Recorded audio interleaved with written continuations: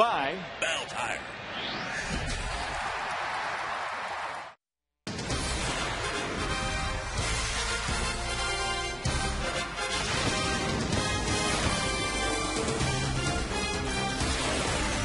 The first 81 games of the 2010 season are in the books, and the Tigers have already experienced a season's worth of exciting moments. New additions to the rosters and some old standbys have pitched in, all leading to an entertaining first half. Tonight, Game 82 features the Baltimore Orioles in the second game in this series here against the Detroit Tigers at Cabrera Park. And as we check the standings in the American League Central Division, Detroit over Minnesota by a half a game, and the Chicago White Sox in third place, a game back.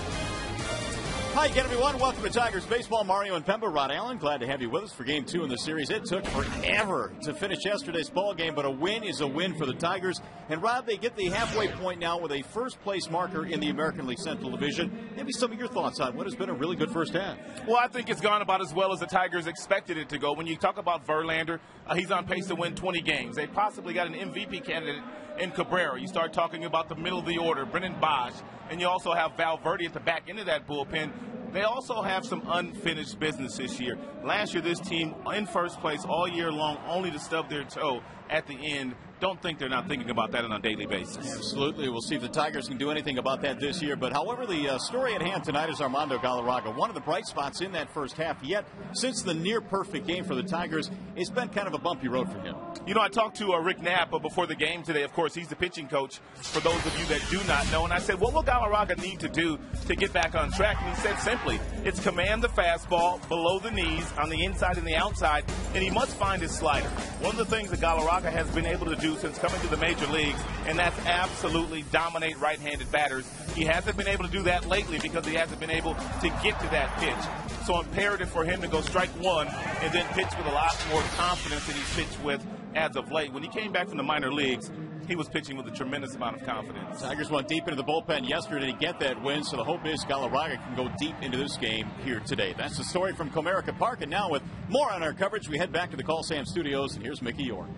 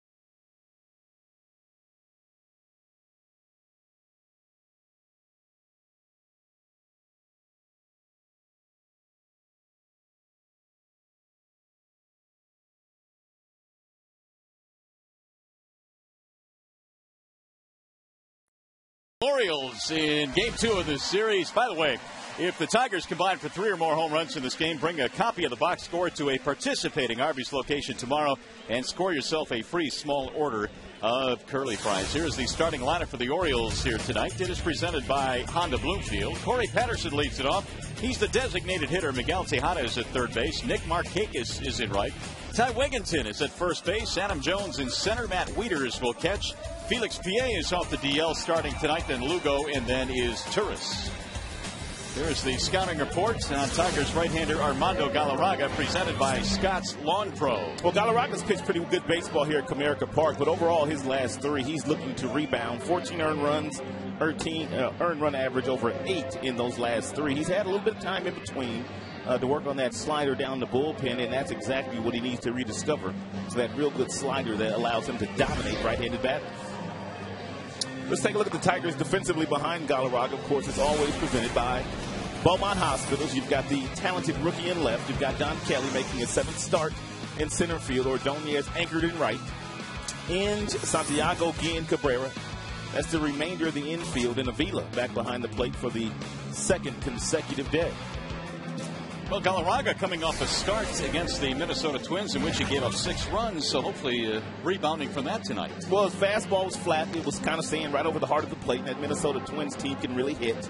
And the fact that they've had the Tigers' numbers the last few years, and in particular, Galarraga really hasn't pitched well against that team. So let's hope that opponent's batting average is about 245 here today for Baltimore, and if it is, that's a good chance Galarraga's going to get a win here tonight.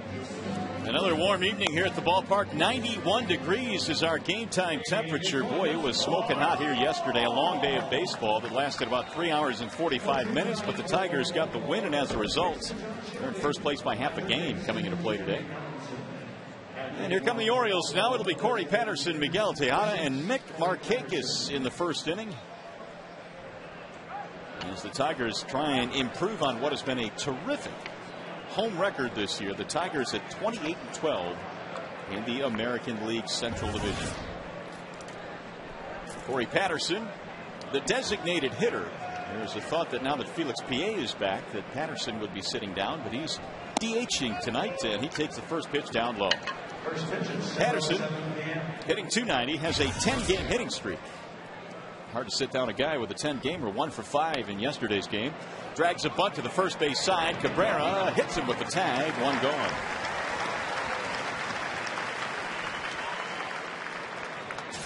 It's a good idea by Patterson, but he gets the ball to Cabrera. He wanted to bunt that ball toward Carlos Guillen. If he does that and gets it past Galarraga, with his speed, he's got a chance of getting a base hit. Now Miguel Tejada. Tejada batting in the 2 slot, was 1 for 5 with an RBI yesterday. Both teams, I'm sure, are hoping their starting pitcher goes a little bit deep in this game tonight. All the pitchers that we used in the ball game yesterday, 11 total pitchers. Tejada batting .278, 33 RBIs. He continues to be part of the big rumors that happen every year once trading deadline rolls around. Tejada is being rumored to go to a couple of different teams that may need a third baseman, some run production. That's hit in the air to right field. Ordonez backing up to the warning track. And Galarraga got away with a breaking ball there. It was a little flat, but if you're going to miss with a pitch, you want to miss away to a guy like Tejada. Although he does have some power, he doesn't have a lot of power in the direction to right field.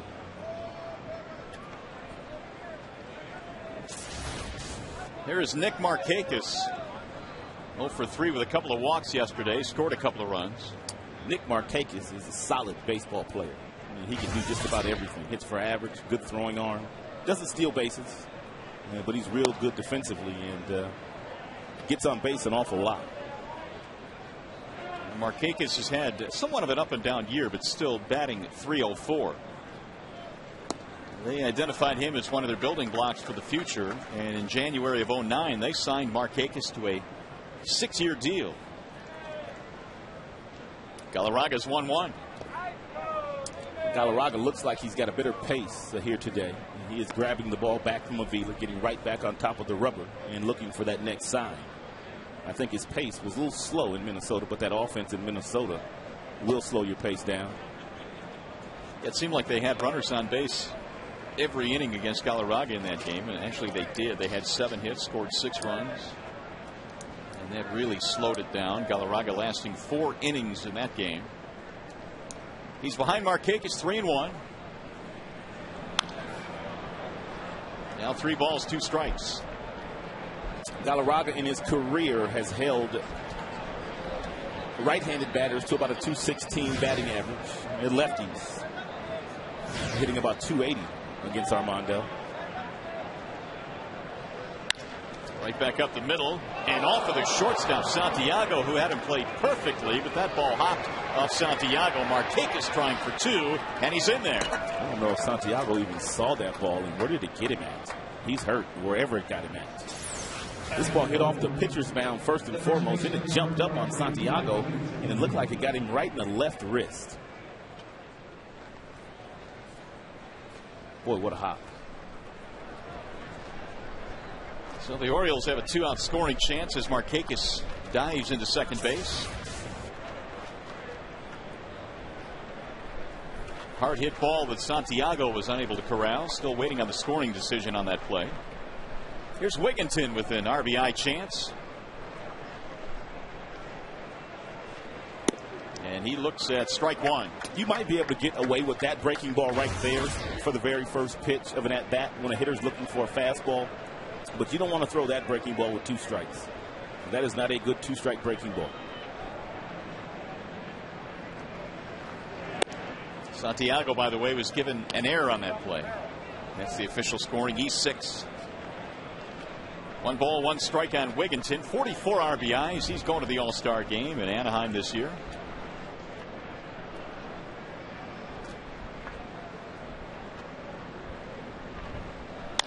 On the ground to the right side, Guillen ranging to his left. And that is that for the Orioles. No runs. A 2-out error is stranded. We go to the bottom of the first. No score.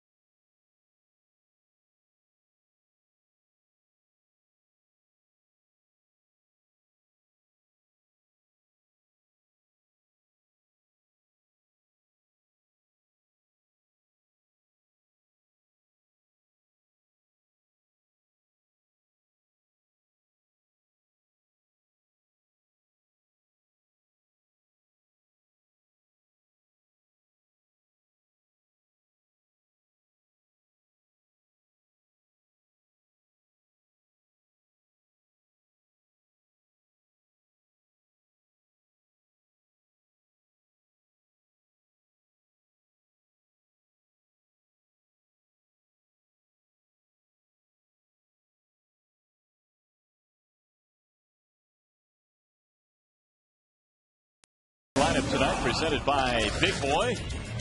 Don Kelly will lead off, and he'll play in center field this evening. Johnny Damon is the DH. Maglio is in right. Cabrera cleaning up. You've got Bosch in left. Guillen in second, followed by Ingevilla and Ramon Santiago.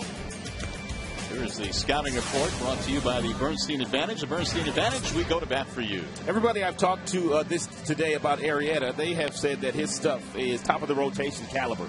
He's got a power fastball anywhere from 92 to 94, an outstanding curveball, but he's still learning how to pitch. Only 60 minor league games under his belt and learning to pitch here in the big leagues. And most big, strong, physical guys with 2+ pitches, that third pitch they lack. And for him, it's the changeup. And once he develops that, he'll do a little bit better, they say. 6'4", 220 pounds out of Farmington, Missouri. Don Kelly leads it off. Austin Jackson getting the night off tonight. Kelly getting a start in center. Arrieta's last a couple of assignments have been difficult assignments. He had to face that Boston Red Sox team 5 days ago, and he said after that game he gave Boston hitters way too much credit. He didn't attack the strike zone the way that he should have, and he needs to do a little bit better job of that while pitching here in the big leagues. 1 ball, 1 strike on Kelly. Damon and then Ordonez to follow. But I can't think of a more hostile environment if you're a young pitcher than pitching in Fenway Park against that offense. No, I can't either. And that might include Yankee Stadium. I think Fenway's a little bit more hostile. Stressful. Swing and a miss. 2-2. There's that 95-mile-per-hour fastball that Arrieta will feature. His 6th start comes in 2-2 with an earned run average approaching 6. 16 walks in 26 1/3 innings, and when you add up his hits as well, that's 43 base runners. So he's been pitching in way too much traffic. And he strikes out Kelly to start this game. Let's take a look at the Baltimore club here defensively by the interim manager, Juan Samuel. You see they've made 15 errors in their last 14 games, and that's why it is so difficult for this team to win games away from Camden Yards. They struggle on the road. Here's Johnny Damon. His next hit will be number 2,500. Skies this one to right field. He was trying to hit a home run for that 2,500th hit. Markakis hauls it in for the out, and there are 2 gone. He's going to bring up Maglio. Just the night off here tonight for Jackson against the right-hander Arrieta? I think so. I didn't hear anything from the skipper before the game. Jim said before the season started he would pick some tough right-handers to sit Jackson against during the course of the season, but Jackson got off to such a great start. There really hasn't been too many tough right-handers for Austin. On pace for about 180 hits this year, Austin Jackson, in his rookie season. Pretty good. Maglio Ordonez checks in with 10 home runs and 51 runs driven in. Tigers are on pace to have about 3 cats with 100 RBIs. That one missed. 2 balls and 1 strike. Well, we've talked about the all-star situation, but Ordonez's number is certainly deserving. No doubt. He could have been chosen as well. Arrieta's 2-1 pitch. Make it 3-1 on Ordonez. I was watching Arrieta on video in the Tigers clubhouse, and it looked like out of the windup, every fastball he pulled down and away to the right-handed batters. But when he pitched in the stretch, he was a little bit more straightforward with that front shoulder, and he was able to throw that ball down and away from the left-handers and also in on the hands of the right-handers. So it looks like he's got a little violent delivery when pitching out of the windup. Here's the 3-2 pitch coming. That'll get back out of play. But you can clearly see why they like him. Fastball 95 miles an hour here in the first inning. There was a quote attributed to Arrieta earlier this year. He said, if you command your pitches and keep the ball down, they will get themselves out. And he has been able to do that on occasion this year against the Yankees. Did a nice job in his big league debut. That's drilled to center field. Adam Jones, though, has a whole lot of room to work with out there. The Tigers go 1-2-3, so it's a good start for Arrieta. 1 in the books, no score.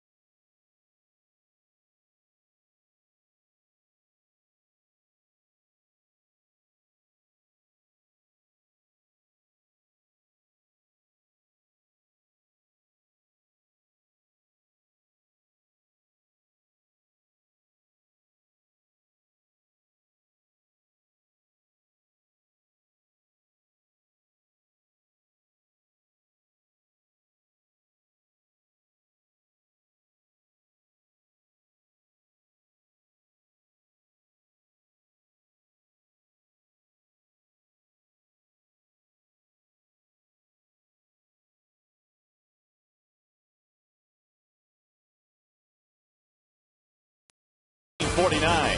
And by Comcast, call 1-800-COMCAST for TV, phone, and internet. Another warm evening here in the Motor City. 91 degrees at game time here tonight as the Tigers and O's go at it. In game 2 in this series, still no score as we head to the second inning. It'll be Adam Jones to lead it off for the Orioles. Jones, Wieters, and Felix Pie.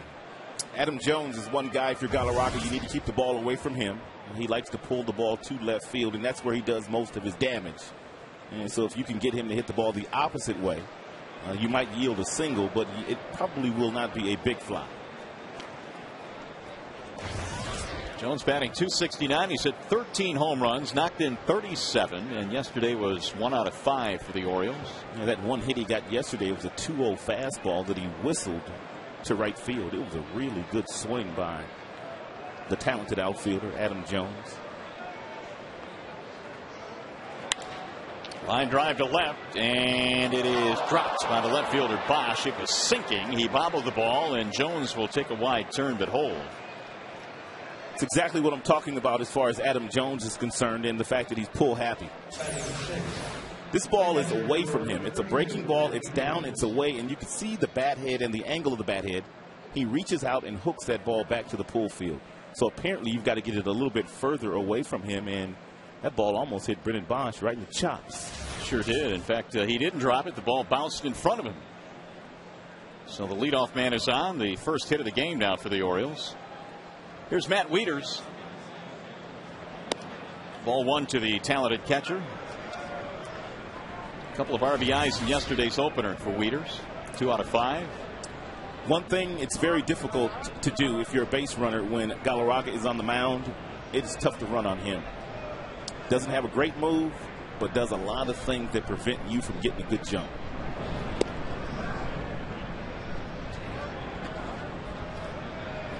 Talked to Alex Avila a couple of days ago about Galarraga and his move and the ability to always give you time to throw. And he says, well, he pays attention to it. He'll hold the ball one time for a few seconds. One time he'll come over and throw. One time he'll use the slide step. He never really gives you the same look as a base runner while you're standing on first. And he's the one guy that you can really tell does concentrate on that, varying his moves and his times to the plate. Well, you keep that base runner there, and you keep the double play in order. Jones, the runner at first, has 3 steals. He's been caught 4 times, and he's a guy, really, though, Rod, that has never stolen a ton of bases in his professional career. He had 10 last year, 10 the year before that, which is a decent figure, but that's certainly a burner. Right. 1 ball, 1 strike on Matt Wieters.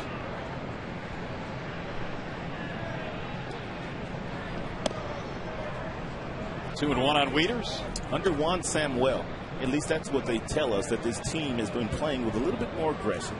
I know yesterday's game was very, very sluggish, but they played a really energy-packed game before they got to Comerica Park against the Boston Red Sox. The one game that they won before departing Massachusetts. Swing and a miss. 2-2. Pretty good breaking pitch here, especially in a fastball count. 2 balls and 1 strike. If you can locate your breaking ball there, to big, strong power hitters, you can get a swing and miss like that.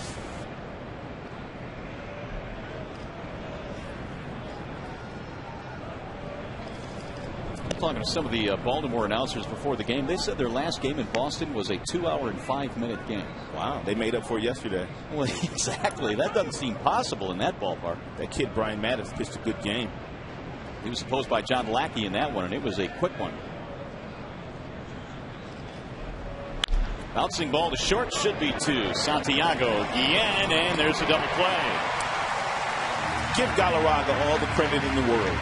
Even though Jones not a base stealer, the fact that he was still standing there allowed them to get that double play because they didn't try to budge from first base.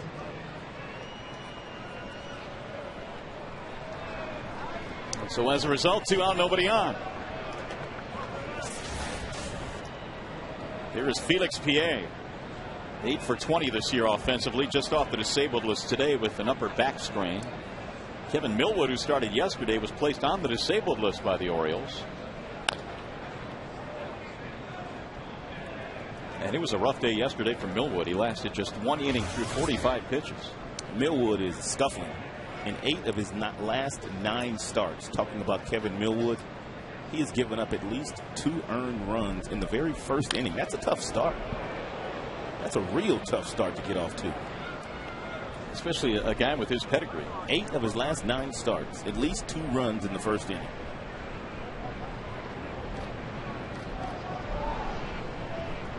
Oh, 0-2 on Felix Pierre.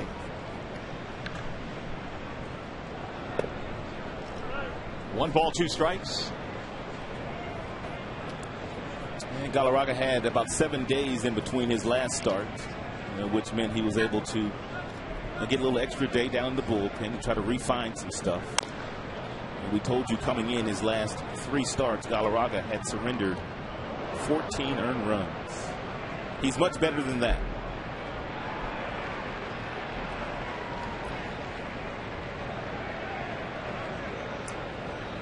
One and 2. Nice crowd here tonight. Very good crowd. Line drive to right, base hit. Felix Pierre is on with a 2-out single. Second hit in the inning for the Orioles. And by the way, this game is available in crystal clear high definition on Fox Sports Detroit HD, sponsored by Comcast.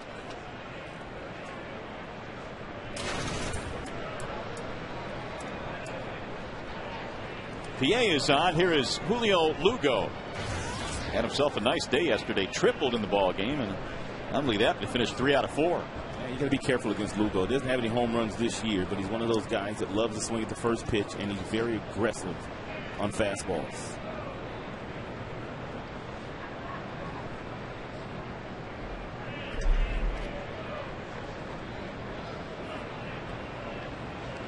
Lugo at 252. He's knocked in 10 this year.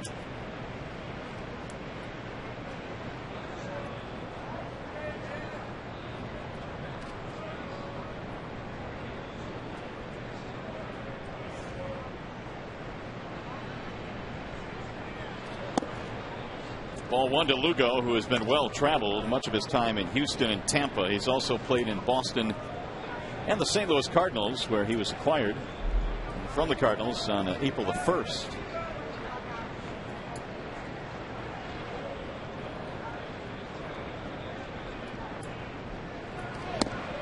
And Galarraga hits the outside corner. 1 ball, 1 strike. This Orioles team at 25-57. The Tigers, meanwhile, at 44-37. Teams heading in opposite directions.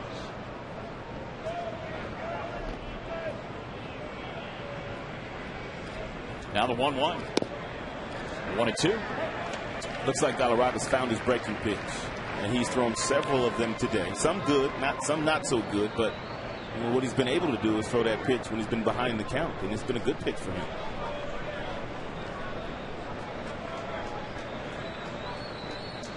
And he's ahead here, 1-2. Which pitch did they call a strike? The first one or the second one? Second one. Really? Boy.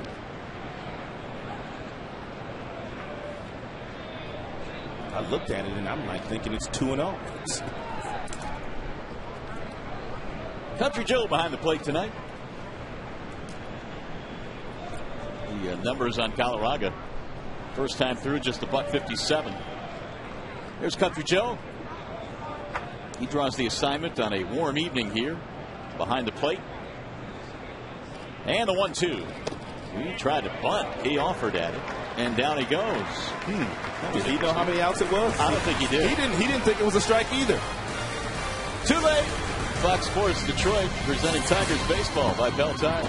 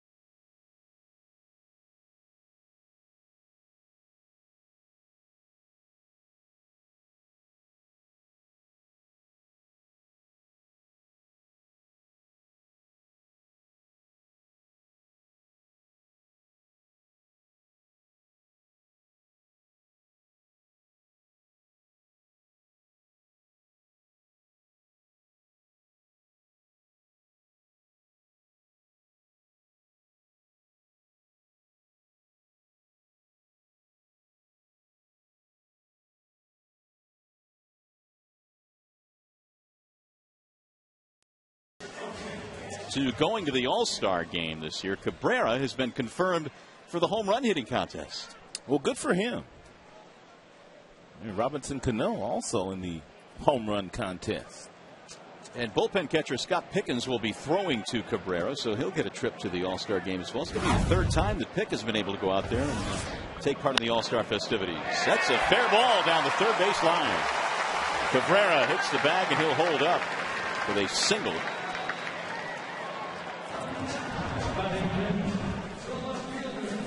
Let's go back at that last out of Lugo, and we told you that we thought the count was 2-0 after the second pitch, but here's the first pitch. It's a ball inside. And look at the second pitch. This was called a strike by Country Joe. No one knew it, but he called it, but you can see the hand. And therefore, Lugo on a 1-2 pitch tries to bunt for a base hit because he thought the count was 2-1. Had a lengthy discussion after that bunt, which resulted in a strikeout with Joe West, the home plate umpire, and he said he didn't know what the count was. Brendan Bosch, the batter. Well, he clearly went up with the right hand. He did. We just showed that. It was just a matter of maybe he just wasn't really loud enough with his call. He went up with the right hand for sure. Cabrera, by the way, now on base for 21 consecutive games as he leads it off with a single here in the second. He got a lengthy hitting streak going too, doesn't he? Cabrera, yeah, it's a 14-gamer. Now 15. Bosch is hitting .344. And the count is 0-2 on Brennan. In about another week, we will start to see Brennan Bosch's name amongst the leaderboard amongst all players, not just the rookies, but amongst all players. He's very close to qualifying.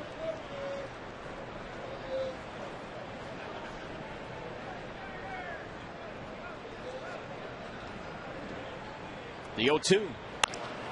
Driven high in the air, right field. This ball is hit well. But Markakis is going to have room to the triangle out there in right center. Boy, if you're Arrieta, and he's got his head down right now, he knows that he got away with a mistake there. Brendan Bosch walked 4 times in the game yesterday, and he gets an 0-2 hanging breaking ball. I mean, hanging breaking ball. And Arrieta is lucky that that ball did not travel in the seats. Just missed it.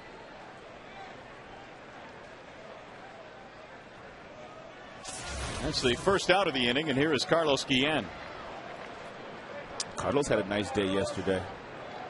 Told you Brendan Bosch walked 4 times, and Carlos Guillen took it personal, and he was beaten up on Baltimore Orioles pitching yesterday. It was 3 for 4 yesterday, 3 driven in. And he's knocked in 25 this year. That average creeping up toward 300.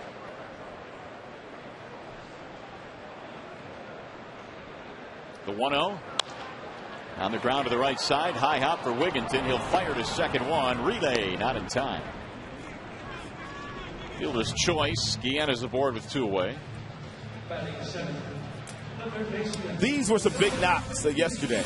It was very apparent that Brendan Bosch wasn't going to get a whole lot to hit. But Carlos Guillen, every time he came to the plate, whether it was from the left side, whether it was from the right side, he was spraying line drives all around the baseball park. And, of course, an hour, how long did that game last yesterday? 3 hours and 44 minutes? Exactly. And there was going to be a lot of traffic on the base paths. Jim Leland called that an ugly win yesterday, but it's a win. Used a couple of other words, too, but ugly is the one that we'll use. There's a strike called on Brandon Inge. Brandon also had a nice day yesterday, was 3 for 4. For whatever reason, this team plays its best baseball here at Comerica Park, and not away from Comerica Park. They've got to step it up a little bit. It's popped up foul back out of play. When you have a game that goes 3 hours and 44 minutes, there's bound to be some really weird numbers. How about the pitches thrown yesterday? 378. Lots of hits. 9 players with 2 or more hits. 16 of the 18 in the starting lineup for both teams combined each had at least 1 hit in that game. Here's the 0-2 with the runner going, and it's right back up the middle into center field. Guillen will go to third base. I don't know if these middle infielders are having trouble seeing that baseball or not, but Lugo took off from his second base position, and it looked like he was just going to continue to run and grab this ball. But then he just stopped. Watch Lugo here at second base. He's running. The ball's hit on the line. It looked like he'd continue to go, but he just stopped. Therefore, that ball whistled right past him. I don't know for sure, but we watched that ball jump up on Santiago in the first inning that it looked like he didn't see either. Yeah, some of the body language by the middle infielders tonight looks a little bit off. Well, you can tell they're right in the sun. Here's Alex Avila. Brandon Inge now is 9 for 17 on this homestand, so his bat has really perked up. Well, if you're Avila right here in this count, it's a predictable fastball count. Pretty much know you're going to get that pitch. And he's throwing 95 miles an hour. So make sure you get out there and hit hard somewhere. You know you're going to get it.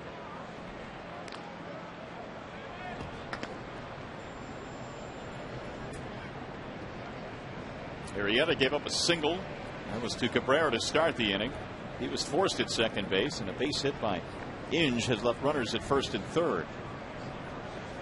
Avila 293 over his last 26 games.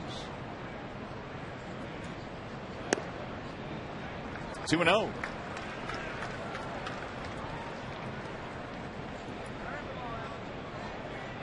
Arrieta was a fifth-round choice of the Orioles out of Texas Christian back in 2007.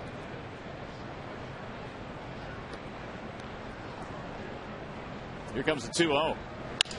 Shattered his bat. Little looper into center field. Base hit. RBI. Inge on his way to third. He's in there standing up. His bat exploded, but Avila gets his 13th RBI of the year.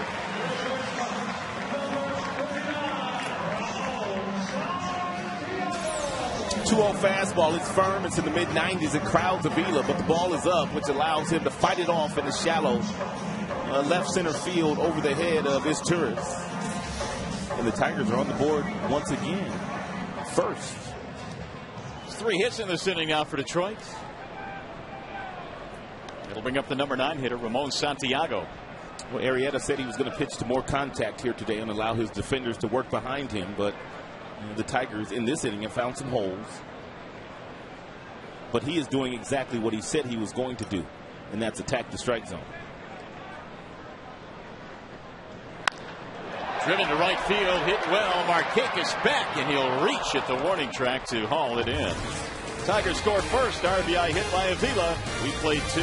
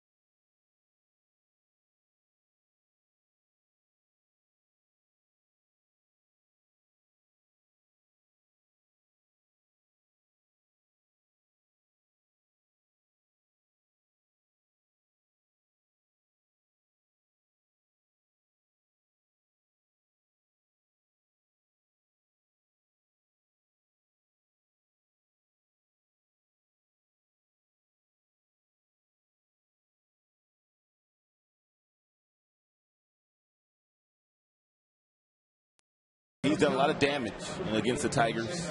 In the 14 games, 10 home runs and 23 RBI. Kind of a fluke thing, though. Did you see this? It was a fluke.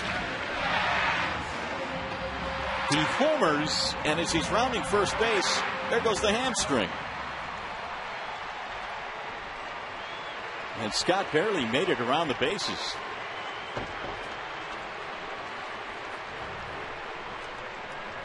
Kind of like Gibby in '88, only a lot less dramatic. For sure. And he just finally made it to home plate. Come on, we got a pitch to look at. Come on. And there he is. All right, Tigers lead 1-0 as we go to the third. It's Cesar Turris leading it off. Tigers a run on 3 hits, no runs, 2 hits for the Orioles. Bouncing ball to the right side. Cabrera has this one, and he'll look out and take it himself. 1 away. Time to go back to the studio now. Game break time, and here is Mickey York.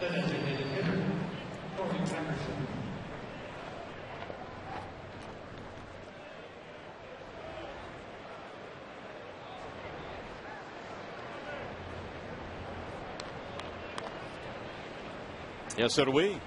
But there's a long way to go in that one, as there is in this one. The Tigers a half-game lead over Minnesota. Entering play today, and those Chicago White Sox right there, a game out. They've got the Angels again tonight at the Cell. Here's Corey Patterson.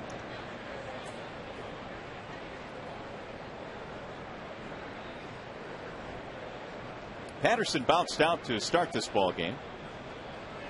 Got himself a 10-game hitting streak, trying to extend that, and in that streak batting at a .405 clip. He's been a nice table setter for Juan Samuel. If Patterson gets on, he's a threat to run. He stole a base here yesterday. He stole third, as a matter of fact.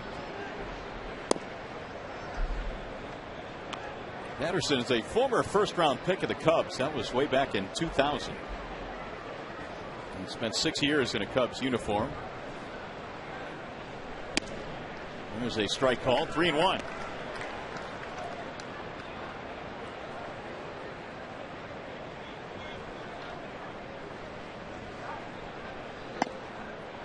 And ball 4, so a 1-out walk for Patterson.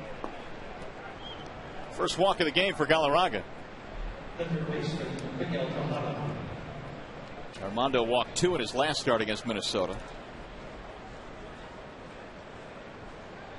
Here's Miguel Tejada.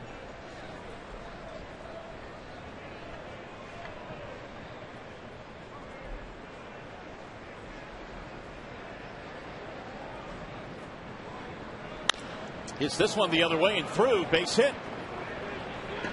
Patterson holds up. And Tejada goes the opposite way for a 1-out single. So the Orioles now have something going here, and they've got their number 3 hitter coming up, Markakis. And Maglio did a nice job of getting over to this ball with the speed of Patterson running from first base, because he got there in a timely manner. He had to be held up by third base coach Gary Allenson. Usually on a ball like that, with a guy on first that has the speed that Patterson has, and you're standing on third base.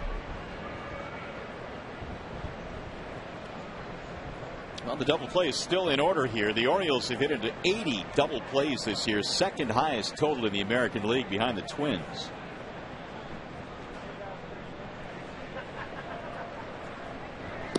Markakis looks at strike 1. Well, they've got the hitter, and they're standing in the batter's box right now that they would like to have in the batter's box in this situation.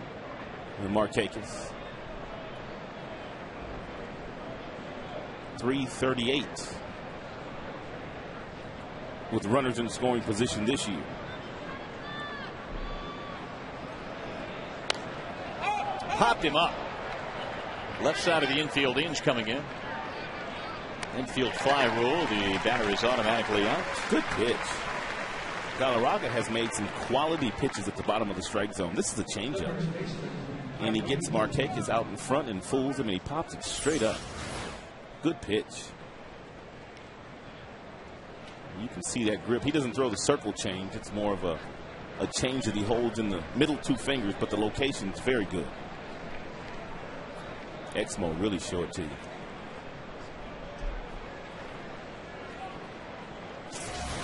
Here's Ty Wigginton with 2 outs.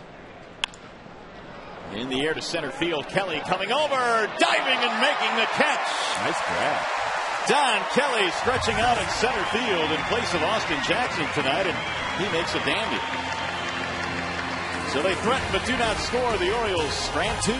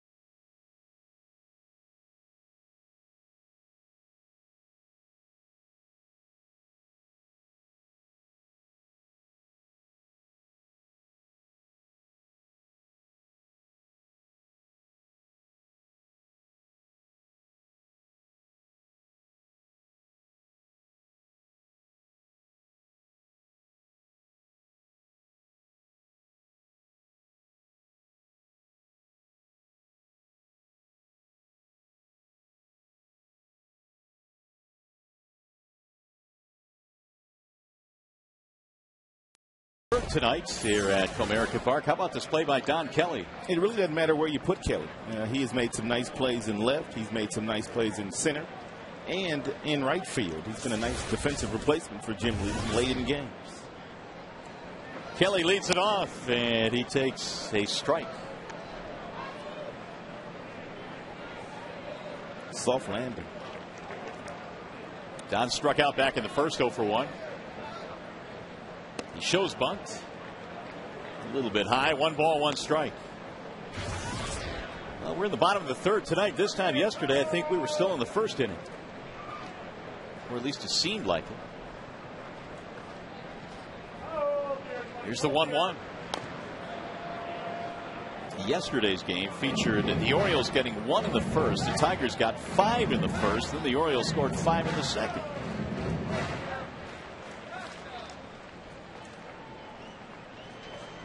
Kelly, Damon, and Ordonez in the bottom of the third tonight. Driven high in the air. Deep right field. Markakis going back to the track, to the wall to make the catch. Up against the FoxSportsDetroit.com side. He almost hit his second home run of the year. Nice plug. Gotta do what you gotta do. Got to pay the bill. That's right. Got to keep the checks coming. 365 marker. And Kelly fell just a tad short.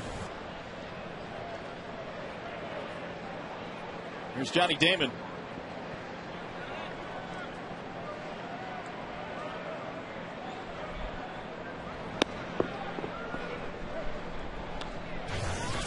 Johnny fly to right field back in the first inning.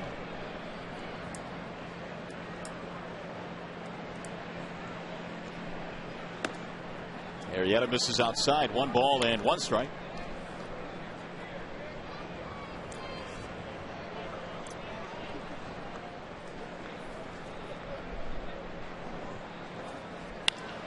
Pulled on the ground to the right side underneath the glove of Julio Lugo. And there it is. Hit number 2,500 in the career of Johnny Damon. Congratulations. That's a lot of knocks.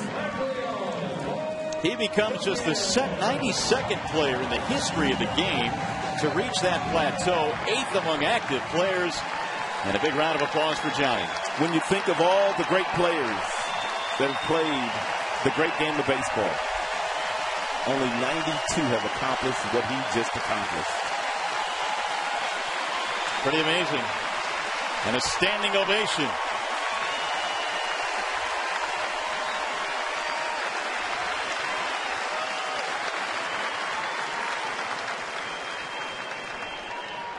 A 1-out single for Johnny Damon is hit number 2,500. Now's the time to steal second base, right now. Juan Samuel thinking right along with Johnny Damon. There's no better time to steal a base when something like what just happened goes on, or an error, or an argument with an umpire, because you don't think the pitcher's concentrating. Maglio shoots 1 foul back out of play.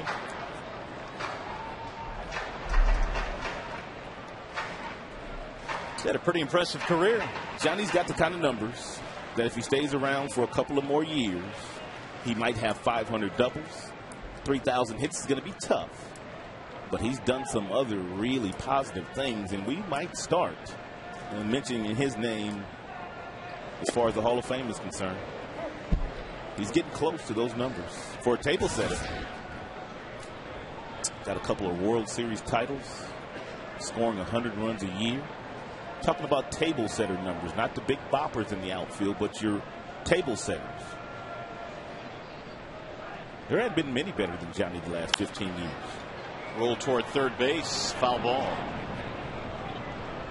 No, there really haven't. And you know, to me, the most impressive thing is how many times he's gotten on base in his career, and enough, obviously, to score 100 runs every single season, it seems. And those teams he played on in Kansas City, those weren't very good teams early in his career. Jim Leland, talking about Damon before the game today, described him as a slasher. He can look bad on one pitch, and the pitcher can throw that same pitch the very next time, and he'll bang it into right field for a base hit. That's into left field. There's a base hit for Maglio. He's a slasher, too. Setting the table for the big fella.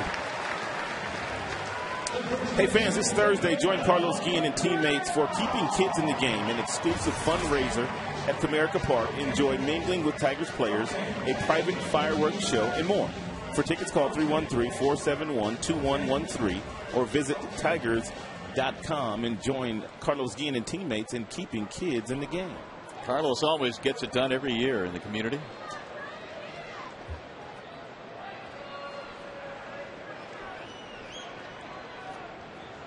He'll do it again this year.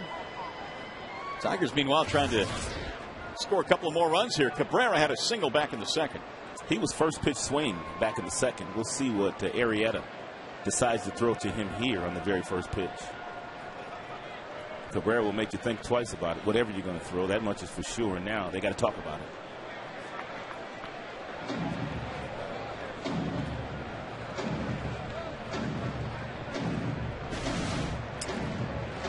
Our 3, 4, 5 guys have most definitely been carrying the load this year. Combined of .332 batting average, they've accounted for 48% of the team's total RBIs and 61% of their home runs.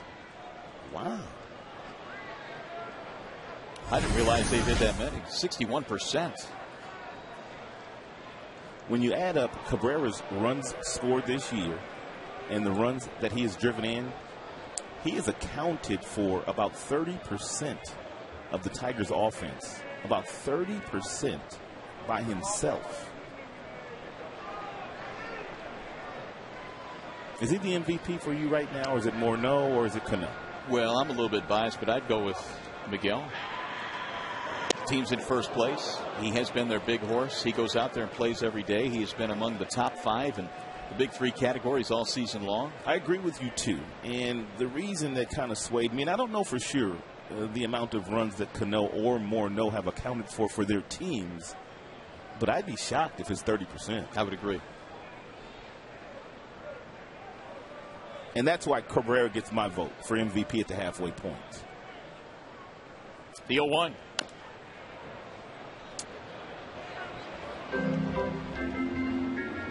They're the RBI leaders. Cabrera now has gone ahead of Guerrero, but I'll tell you what, though, Cano is having one whale of a season. Well, he's going to win a Gold Glove. He's only made about 1 or 2 errors. I mean, he's hitting .340. He's got 16 home runs. He's a nice player. There's no debate about that. He's got a pretty left-handed swing. And just for us to be talking about him and comparing him to guys like Morneau and Cabrera, and of course Vladimir Guerrero would be in that conversation for the MVP as well. Cano's a small guy. These other guys are big boppers. Well, by the end of the year, you may have 4 or 5 guys that will have a legitimate claim to that award.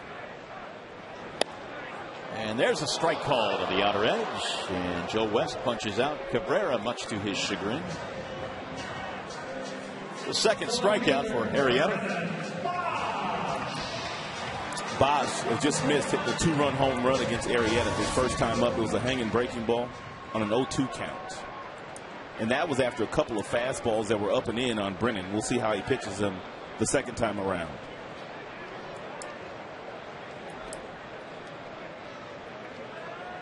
Going up and in, looks like. With a breaking ball. A high strike, 0-1. Usually you don't see the catcher set up inside on breaking balls to left-handers. But that was the case for Wieters there. And an outstanding pitch by Arrieta.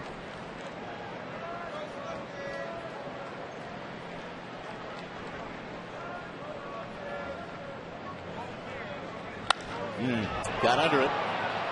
Fly ball, right field. Markakis is under it, and the Tigers are done. They get a couple of hits, strand 2, 3 in the books tonight. Jones, Wieters, PA coming up.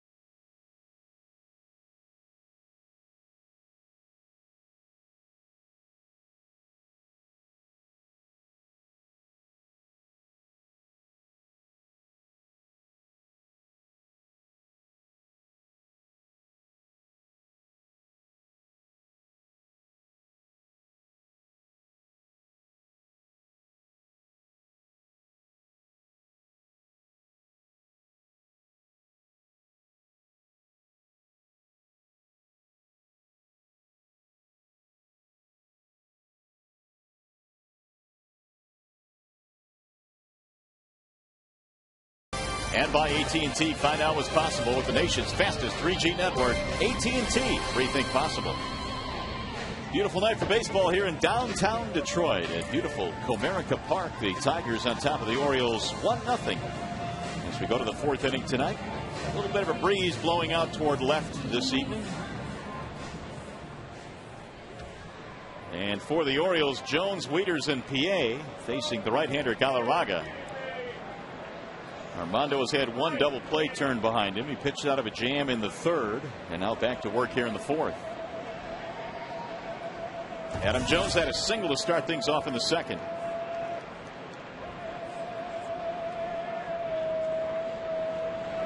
And the first pitch hit him. So Jones is on. Galarraga hasn't been all that efficient here today with his first pitch strikes. He is now 7 of 14. But the one thing he's been able to do, as we watch Jones get drilled in the back, there was nowhere for him to go. Galarraga has been able to locate that slider when he's been behind in the count.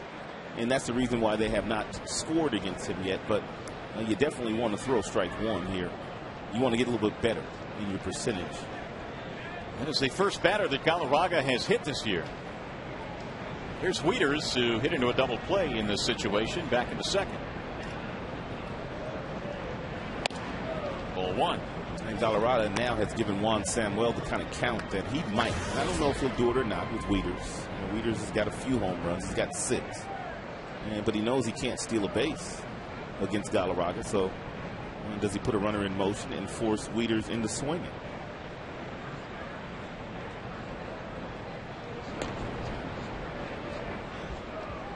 Wieters right now is batting .238. Back on May 9th, he was hitting .283, and basically he got off to a nice start, which was a continuation of last September after he was called up. He hit over 300 in September with 17 RBIs. Runner goes, pitch out. Here comes the throw down to second. On the money, and they got it. Jim sniffed it out. Good call. Just as we did.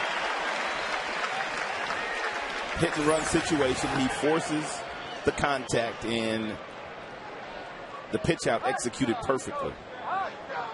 Jim has been guessing correctly on those pitch outs, at least the last 3 that come to my mind he's guessed correctly on. And that time Avila made good on the throw right on the bag. That's just good observation. I mean, if you're Jim and you're also Gene Lamont and you're Belliard, you're sitting there in that dugout, or you're standing there and you're all watching the base runner. And if that base runner just looks like he wants to try to steal a base or try to get a good jump, that's when you call for the pitch out, and sometimes you guess correctly. Meanwhile, Avila is at 38%. So Wieters promptly gets a walk. Second walk of the game for Galarraga. And that's going to bring Rick Knapp out. While the Tigers pitching coach heads out to the mound, we'll bring you our AT&T trivia question this evening. They're showing Brendan Bosch. Besides Bosch, who are the 3 Tiger rookies who hit 12 home runs in their first 60 career games? There's been others. Apparently so. Fairly recent, too, we are told. 3 Tigers rookies. There's our AT&T trivia question tonight. Brendan Bosch was the American League Rookie of the Month once again, wasn't he, in the month of June? He sure was.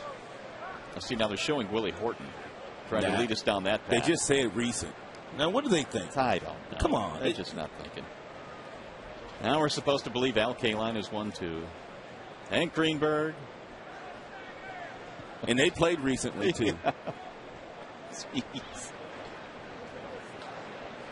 Here is PA, who looks at a ball outside. 1 ball to no strikes on Felix, who singled back in the second.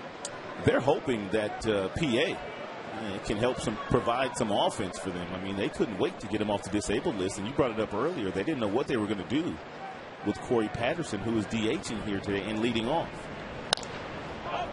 That's in the air.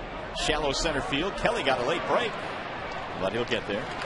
No money to be made up there, though, for PA. 2 outs.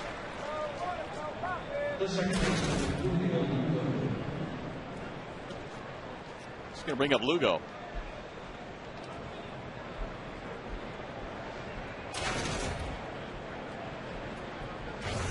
Lugo struck out back in the second.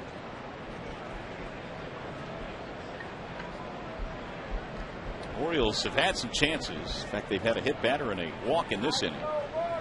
They've had 3 hits as well against Colorado. But a double play ball and a runner throwing out, trying to steal, has helped the cause.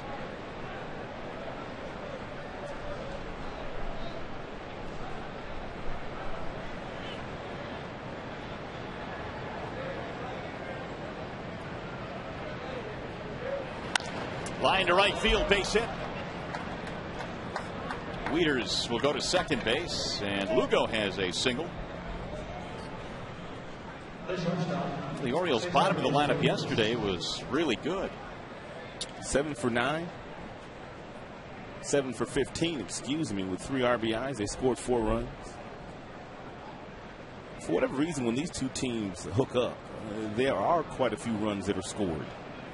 Tigers usually come out on top, though, but the Orioles, they do okay offensively against Detroit.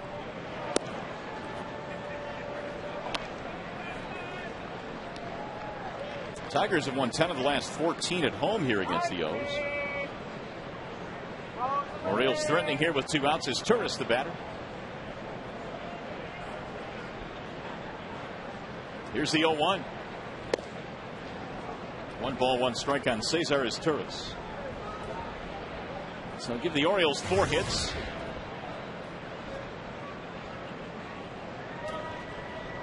.52 pitches so far for Armando. And the 1-1.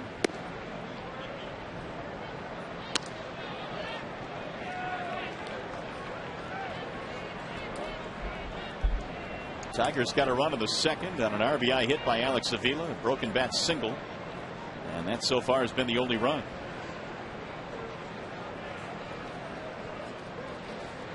Swing and a miss. Good slider. 2-2. Good slide piece.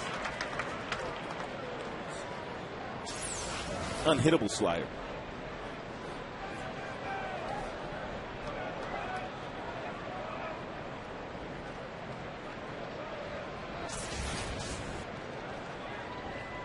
And he swings and misses through another one. And the throw to first will complete the strikeout to end the inning. No runs, a hit batter, a walk, a single, 2 left.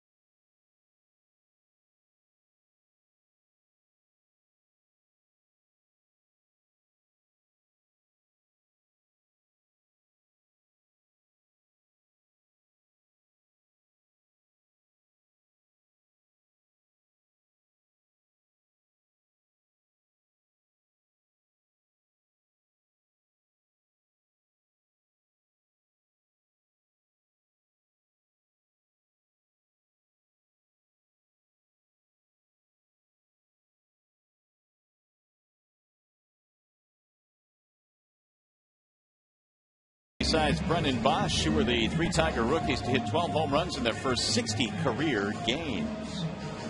Who were did you get? Well, let's see. Jason Thompson back in '76, Gabe Kapler, and most recently Matt Joyce. There you go. And of course, with Jason Thompson being one of those answers, they're going to show some rooftops now. That was his nickname, of course, Rooftop Thompson. Both Kapler and Joyce now playing for the Tampa Bay Rays. Here's Carlos Guillen to start things off in the home half of the fourth inning. 1-0 Detroit. Arrieta with a breaking ball in for a strike. So far, he's been good. And he's pitched in a little bit of stress, but he's made some quality pitches when he's needed to do so. That mid-90s fastball and that breaking ball that we just saw.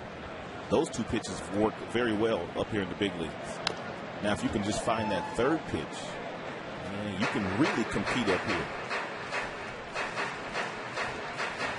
Carlos reaching on a fielder's choice in the second. He scored a run. 2 above average pitches allows you to win in the big leagues. But if you got 3, you can really compete. And on some nights, you can dominate with 3 above average major league pitches.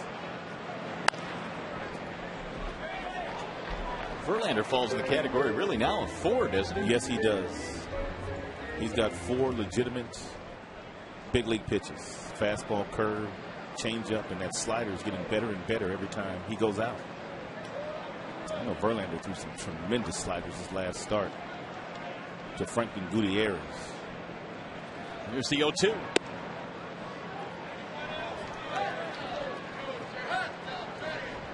Arrieta was pitching some pretty good baseball down at AAA, hence the call up. In fact, he was 6-2 with a 1.85 ERA at Norfolk, and then was called up to the big league.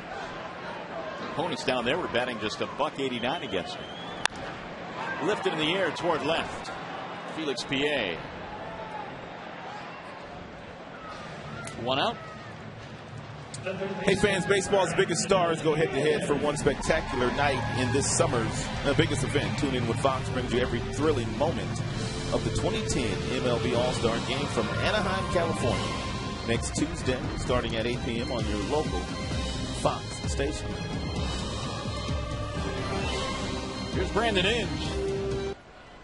And I'm sure the fine folks in Anaheim will put on a tremendous show. It's always a huge undertaking, and we found that out back in 2005 when Comerica Park held the All-Star Game. There's just so much that goes with it.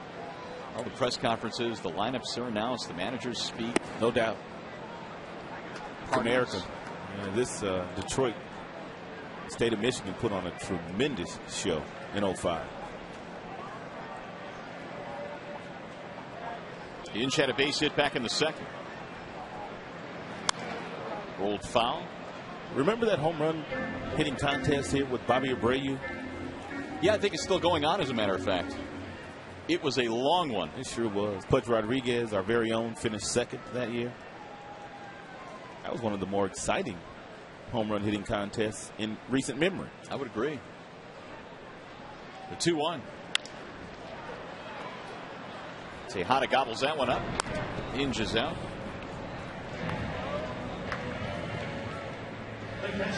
Meanwhile, at Rogers Center tonight, the Blue Jays have come back to tie up Minnesota 2-2. Lyle Overbay with a home run. Cito Gaston's ball club, they can hit some home runs. They've got some power up and down that batting lineup. And they've got some guys having some slow years, too. Aaron Hill, all-star last year, not playing all that well this year for Cito Gaston. Avila singled in a run back in the second.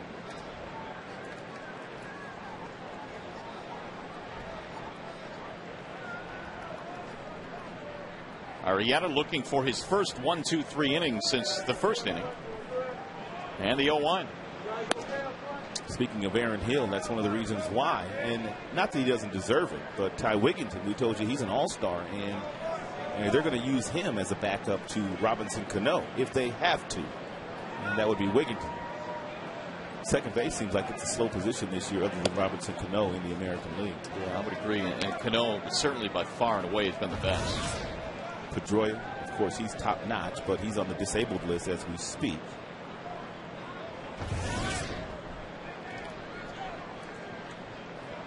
Two and one on Alex Avila.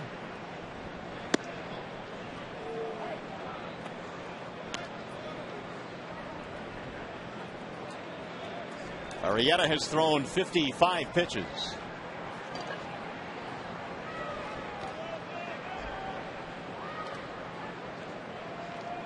Here's the 2-2. Roll toward first base, foul.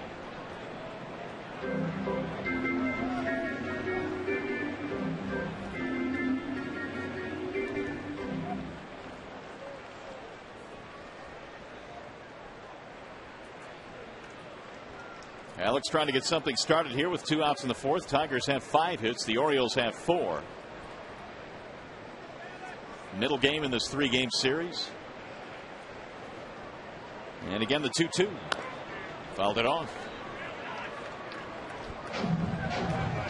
Halfway point yesterday, so we delve into the second half with tonight's game, game 82. And the Tigers at the halfway point, a half-game lead in the Central. As Jim Leland was saying before the game today, people don't realize sometimes how much of a grind it is. There is still a hockey season's worth of games to be played here for the Tigers in the second half. Swing and a miss, and Avila goes down. It's a 1-2-3 inning. 3 strikeouts for Arrieta. 4 in the books.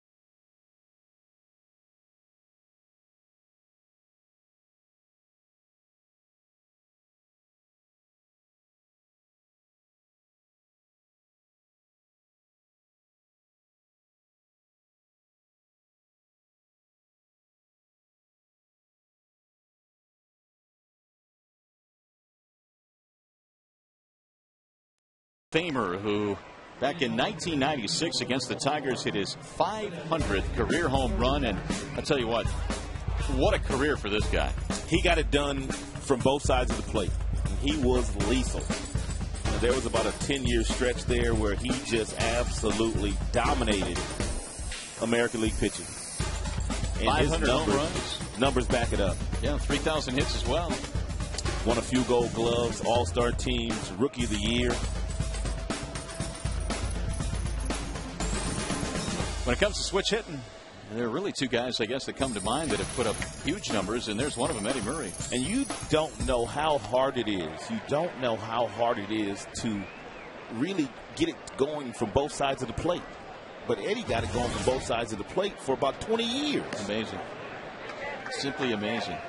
Eddie was already an established big league player, and I was probably, 15, 16 years old. And I used to play in some summer games in Los Angeles. Chet Brewer, who was a big-time scout in the inner cities of Los Angeles, he called me when I was about 15, 16 years old, and I started playing baseball with these guys that were already big league players in the Los Angeles area. And Eddie Murray played for one of those teams. I played for the Cincinnati Reds scout team at that time, but it was a lot of fun, and just to see these guys back in those days in Los Angeles. Some really good players. Chet Lemon was from the area. Ozzie Guillen from that same area. Of course, Strawberry. A lot of players from that Los Angeles area back in the day used to play baseball. Eddie went to Locke High School. The other talking about the hood. Is that right? Huh? Well, you're enlightening us right now. South Central, partner. Well, the other switch hitter that comes to mind is Mickey Mantle, but Eddie's number is really unmatched. Oh, he was a beast for a switch hitter. Here's Miguel Tejada. Driven to center field. Kelly is on the move. 2 quick outs. So Galarraga will face Nick Markakis here with the bases empty. Tigers got a run in the second and lead 1-0.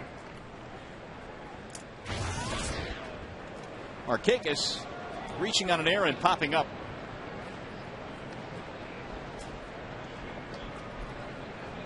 Galarraga has not had a 1-2-3 frame. This could be his first. Been helped out by a double play ball, though, and a runner trying to steal, thrown out. That was Adam Jones back in the fourth. The 1-0. Of course, Eddie Murray and anybody that ever played for the Baltimore Orioles back in the late 70s and 80s, they played for Earl Weaver. And boy, was he a character. He was a character. There's the base hit. It's 2-out single. Jim Leyland always likes to talk about when he went to Chicago in '83 to coach with Tony La Russa. When Tony La Russa got his first managerial gig, Jim was his third base coach. Earl Weaver, Billy Martin, Sparky Anderson, some of the giants in the American League at that time were some of the guys that he and Tony La Russa kind of studied to see why these guys were so good. Here is Wigginton. Tom Kelly was managing then. Gene Mauch. It's back up the middle into center field, out of the reach of Santiago. They've been doing a lot of first pitch swinging at Galarraga when he has thrown a strike. His first ball strikes today ratio is not all that good, and it seems like every time he throws one, they're hitting it somewhere. So Rick Knapp taking a look at his notes.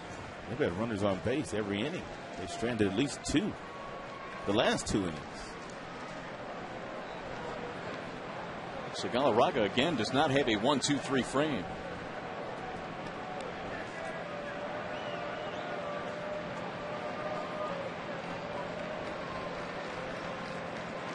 Here's Adam Jones, singled, hit by a pitch.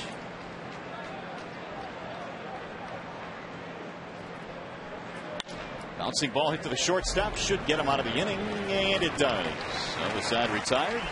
As we go to the bottom of the fifth, we remind you Tigers baseball on Fox Sports Detroit, presented by BAL Tire.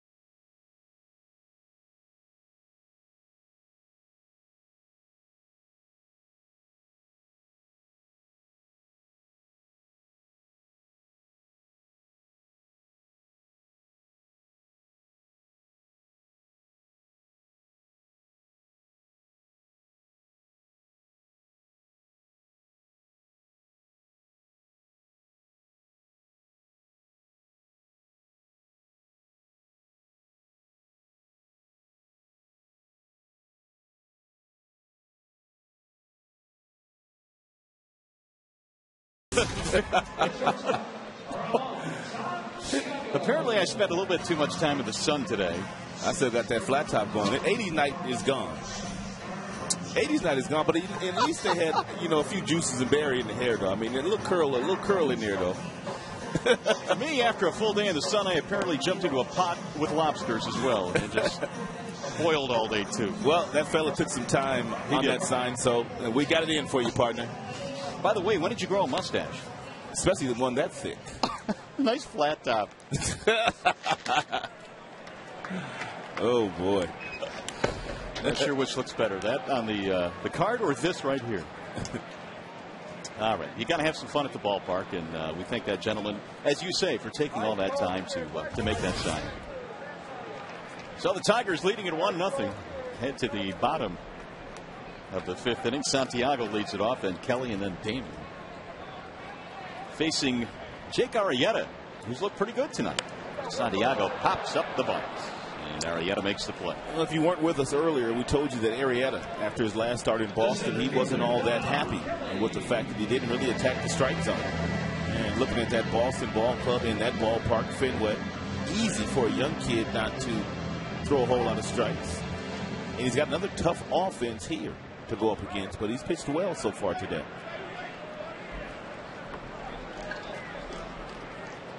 He's got the top of the order now, Don Kelly. You hear that so much with young pitchers that were putting up the kind of numbers that Arrieta was putting up in the minor leagues. All of a sudden they get to the big leagues and they don't pitch to the same kind of contact. They don't have the same kind of confidence. So you always hear that word, trust your stuff. And most pitching coaches will say, just do what you did down in the minor leagues. Continue to do that. It got you here. You got better defenders behind you up here. Better fields for the most part. Let him hit it. The 2-0 to Kelly is outside. 3 balls, no strikes on Don. Well, this much we do know about Kelly. He will not be swinging 3 balls and no strikes. And he might even take 3-1 if Arrieta is fortunate enough here to throw a strike right down the middle. They need base runners.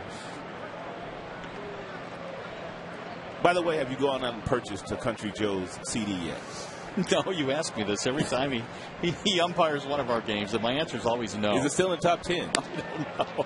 Maybe back in 1970. I don't. Country Joe and his country CDs. Nope, not yet. He did take 2 strikes here, which is good for Kelly. They need base runners. I like that out of leadoff hitter. Drill to center field. There's a base hit. It's a great at bat.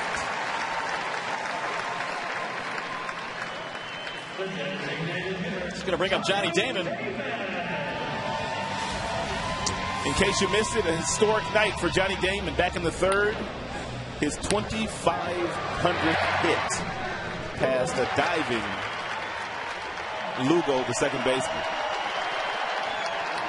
And the standing O that followed, they took the ball out of play. I'd have to imagine of all the things that Johnny has been able to do, that baseball right there has got to be a special one. I would agree. Probably the most special. He has scored over 1,500 runs. That has been special to him as well. But that hit, closing in on 500 doubles. How many rounds of batting practice does that hit represent? A lot. Little pop up back at second base, and the shortstop makes the play. 2 gone. Oh, by the way, tonight is a Fox Sports Detroit Prize Pack Tuesday brought to you by Meyer. Text Meyer to 37338 to be eligible to win a fantastic prize pack that any baseball fan would love. Meyer, higher standards, lower prices.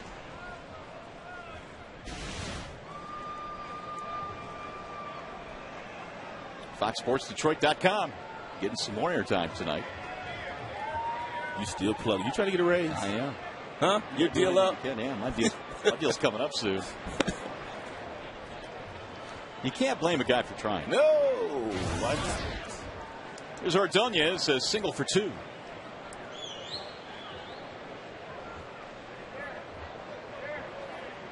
Maglio had a base hit back in the 3rd, which raised his hitting streak to 6 straight. The Tigers have 6 hits tonight, as do the Orioles. Arrieta and Galarraga hooked in a good battle here.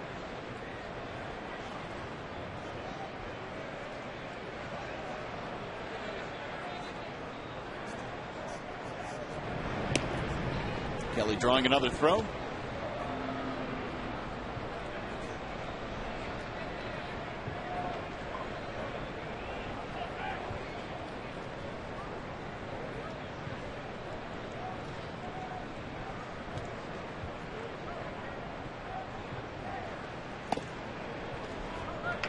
So now it's 2-0 on Maglio. Arrieta has to be careful here. He also knows that Cabrera is waiting on deck, and then it would be Bosch. You're getting into the meat of the Tigers lineup. Trying to keep this a 1-run game.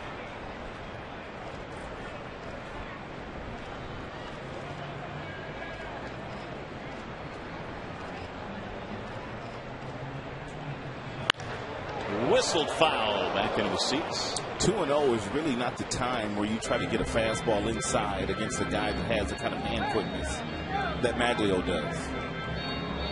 It's a 2-0 fastball, even though it's firm in the mid-90s. Most guys are looking in there right here. And he just turned on. That is not a smart pitch. Not in that count.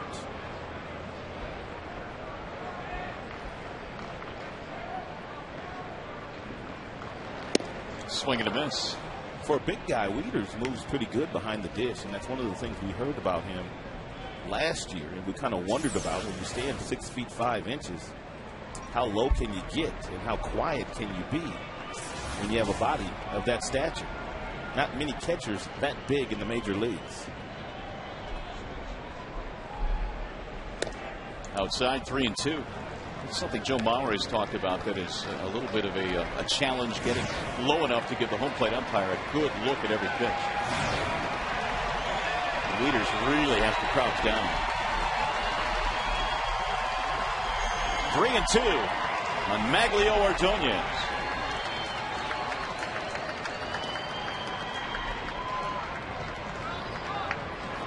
And he walked it, ball 4, and now he's got to deal with Cabrera. It's his first walk tonight. Will Cabrera make him pay?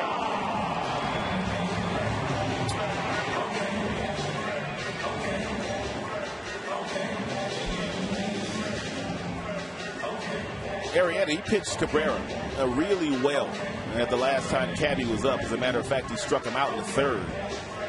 And he made some real nice pitches against him. He started him off with good firm fastballs inside, then finished him off with a real good curveball down and away that Cabrera took for strike 3.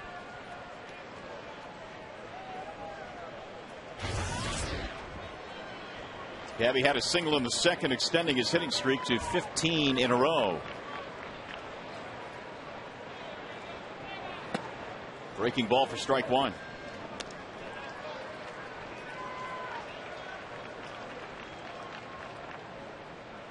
And in that 15-game stretch, 389 the batting average.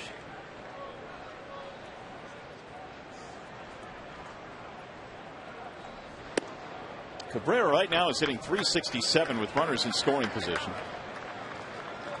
And his 2 runners right now are Kelly and Ordonez.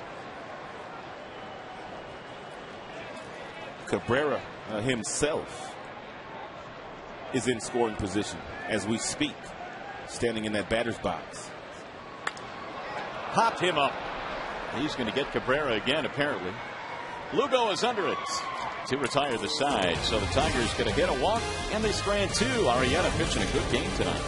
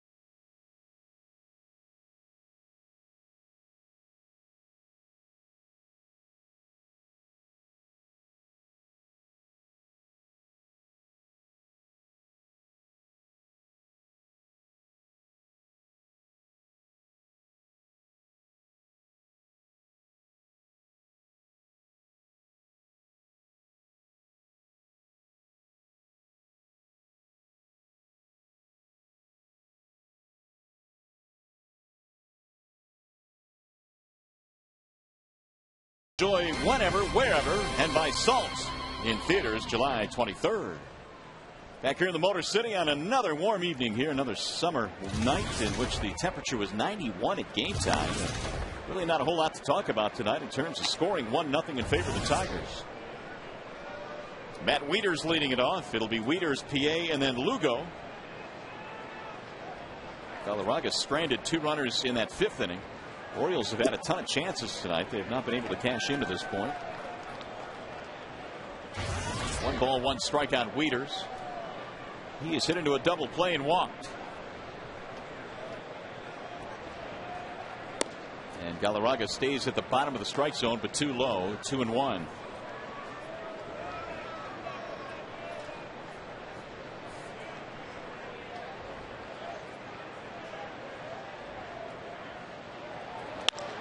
Slap toward left field, slicing, it's down, it's extra bases, to the wall it goes. Wieters on his way to second, and he will pull in with a leadoff double.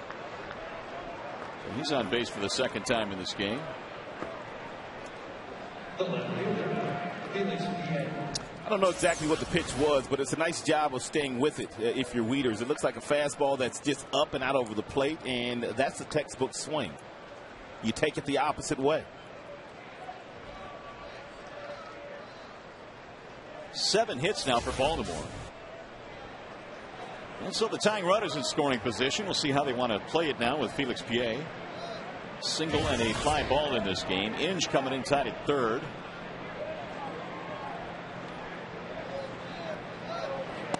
He's taking ball 1.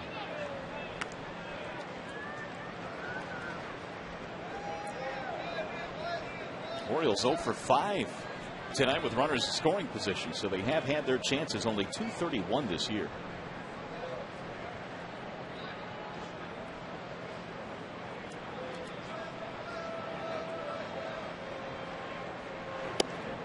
Two and 0.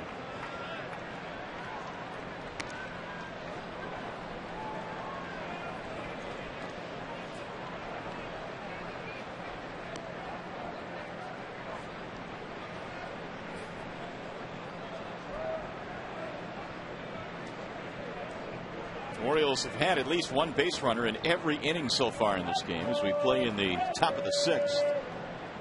And a 2-0 count on Felix PA.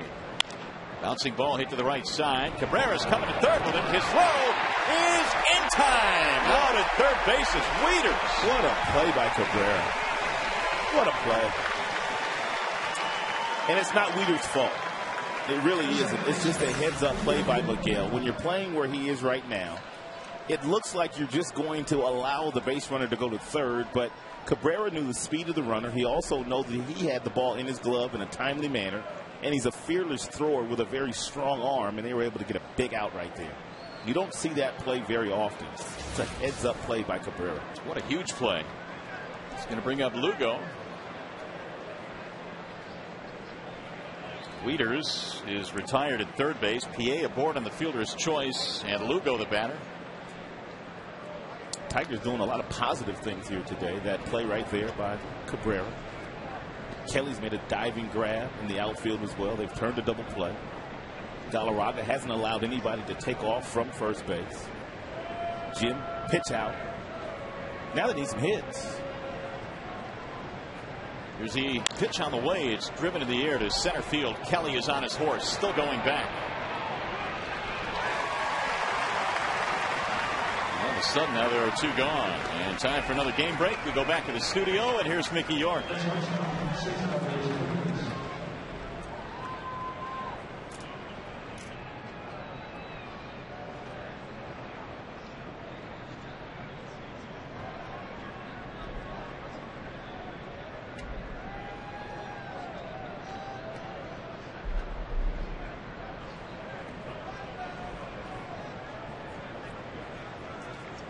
All right, Mick, thank you. It's much more sedate here. Just a 1-0 game in the 6th inning. Cesar Izturis, the batter.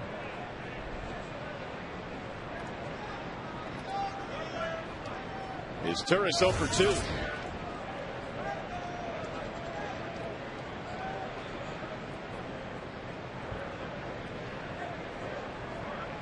That last play that Cabrera turned, I think, is another great example of how important it is for a first baseman to have a good throwing arm. But not only that, to be fearless. I mean, he showed some guts there and making that throw, because if that out is not recorded, it's possibly a big inning for Baltimore.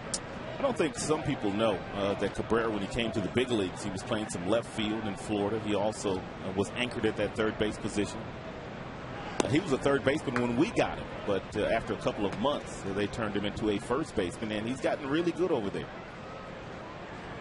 But you're right about his arm. It's a strong one.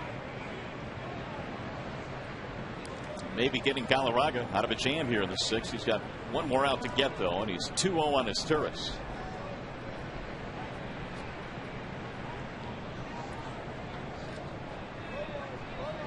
Hunter bluffs. He was on his way to second base, then all of a sudden, PA put the brakes on. Well, he's wise that he did, because he didn't get a real good jump, and Galarraga doesn't allow you to get a good jump. And that ball's in the glove of Avila after he's about a quarter of a way. So he most definitely would have been thrown out. 3-0 pitch. Walked him. So is Turris the number 9 hitter, draws a walk. Third base on balls for Galarraga. It's going to bring up Patterson.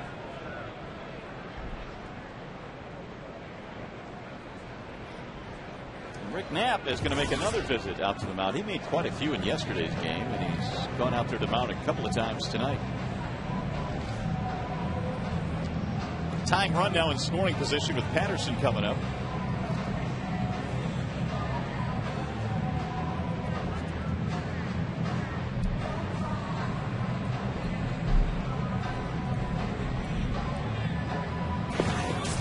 Hey fans, be at Comerica Park this Saturday for the 4:10 p.m. game between the Tigers and the Minnesota Twins. The first 10,000 fans receive a travel tote.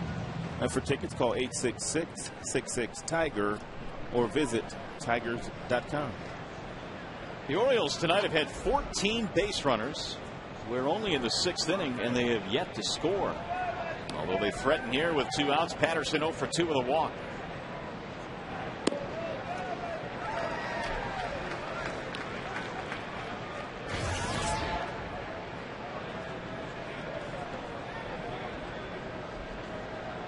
Galarraga now with a 78 total in his pitch count. Grounded foul. 0-2. Well, Jim, you're elated at the fact that Galarraga has pitched into the 6th inning here today, and knowing how many bullpen components you had to use yesterday. Thomas, Bonine, Coke, Valverde, Perry too.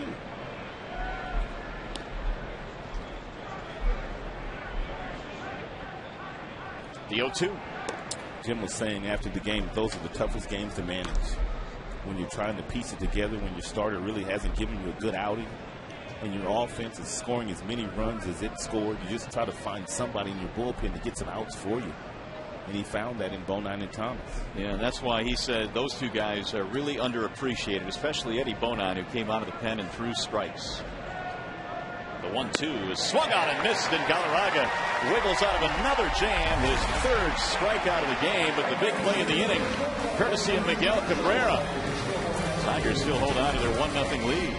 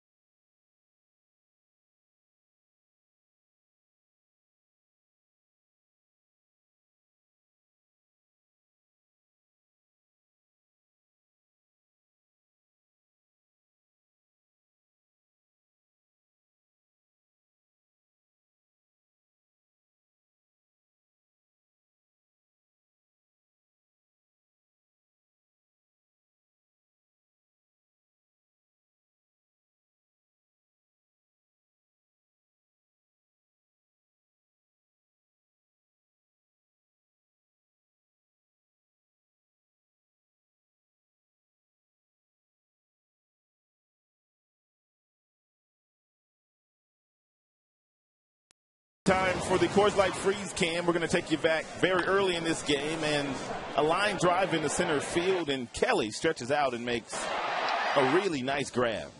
Great concentration. Coors Light Freeze Cam, always brought to you by your Frost Brewed Coors Light. Well, let's see if the Tigers now can build on their lead. They have held on to a skinny lead all night long, 1-0. And it'll be Brennan Bosch leading it off in the bottom of the 6th. Bosch, Guillen, and then Brandon Inge facing Jake Arrieta. He gave up just a run in the 2nd and a broken bat single. Bosch rolls it foul.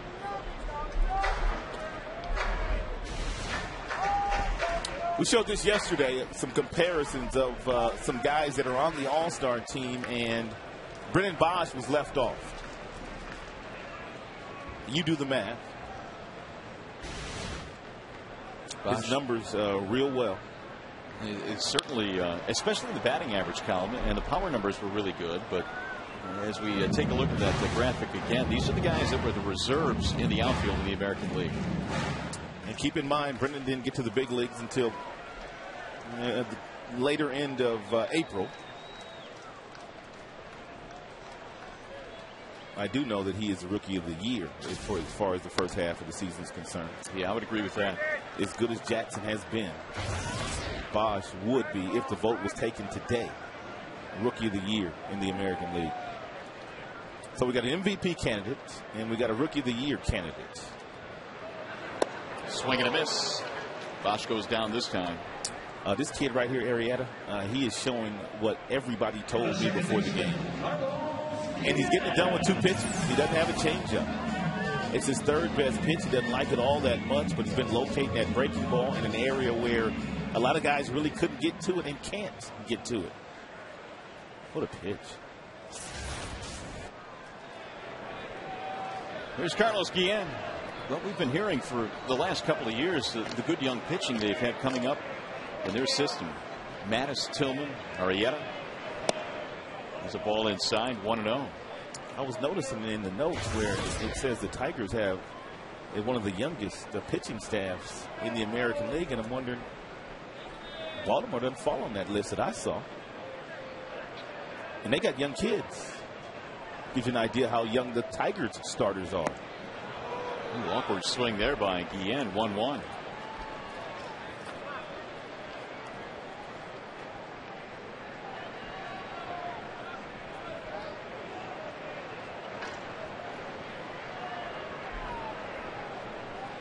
Carlos in this game reaching on a fielder's choice and eventually scoring the only run to this point.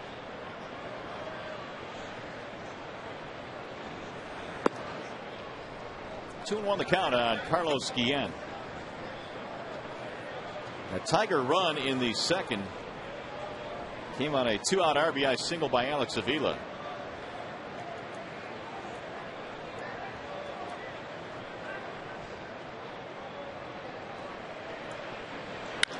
Right back up the middle. Tigers have their 7th hit. Guillen has his first of the night.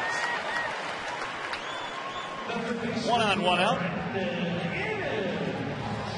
Here goes Brandon Inge.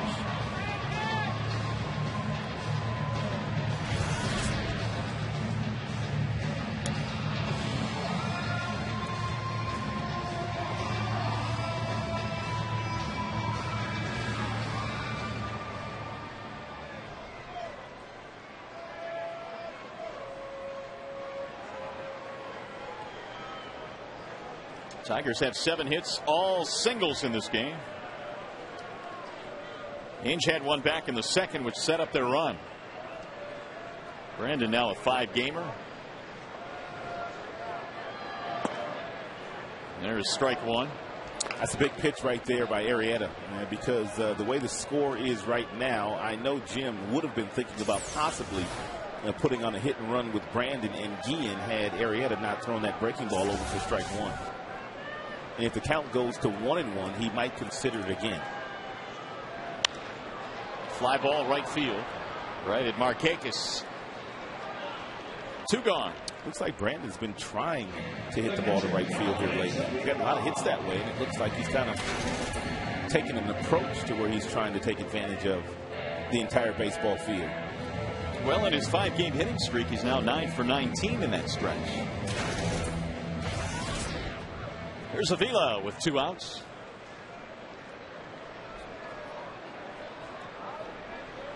Alex's average up to 231. He is 1 for 2, and he knocked in his 13th run of the year back in the second. And he hits this one in the air. Routine in left for PA.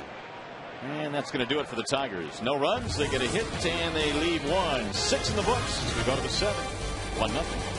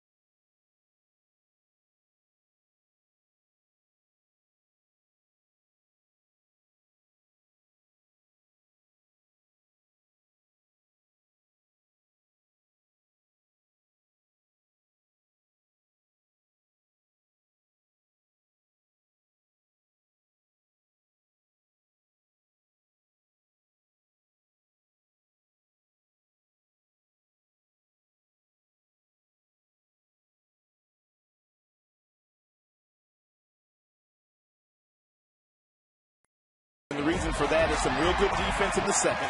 And then he was aided by his manager, Jim Leland, guessing correctly, giving the pitch out. Avila executes it and gets the base runner. And then Cabrera with a very heads-up play. You don't see this play very often. Runner on second, nobody out, and the ball hit to the right side of the infield. Most first basemen do not risk throwing that ball to third to try to get that out, but he got that out. And then, of course, there was not a runner in scoring position any longer. Meanwhile, in his previous 3 starts, 14 and a third, giving up 19 hits and 14 earned runs. But tonight, a much different story. He has kept them off the board. And Tejada leads it off as we go to the 7th. 1-0 Detroit. Tejada, Markakis, Wigginton. 2, 3, and 4 in Juan Samuel's lineup. Here's the 1-0 to Tejada.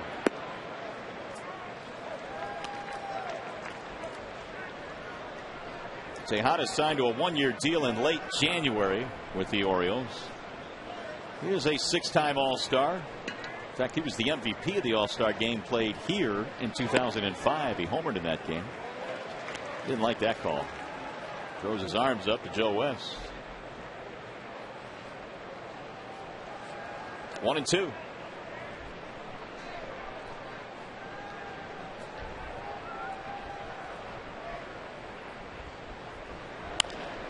On his hands that time.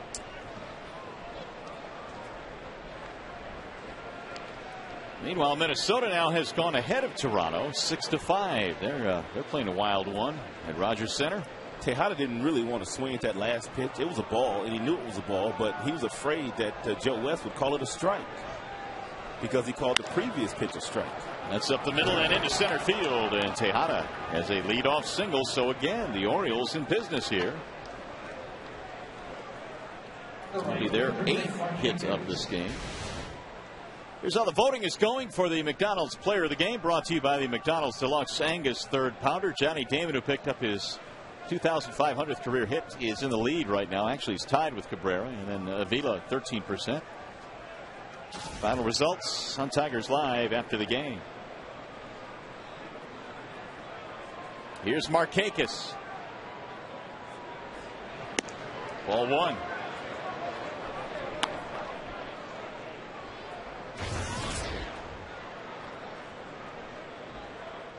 Markakis had a single in the 5th. And again, the Orioles have had at least one base runner in every inning so far through 7.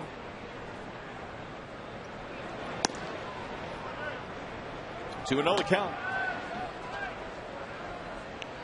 Tigers do have some action in their bullpen. That would be Gonzalez, the right-hander. Cope is the lefty.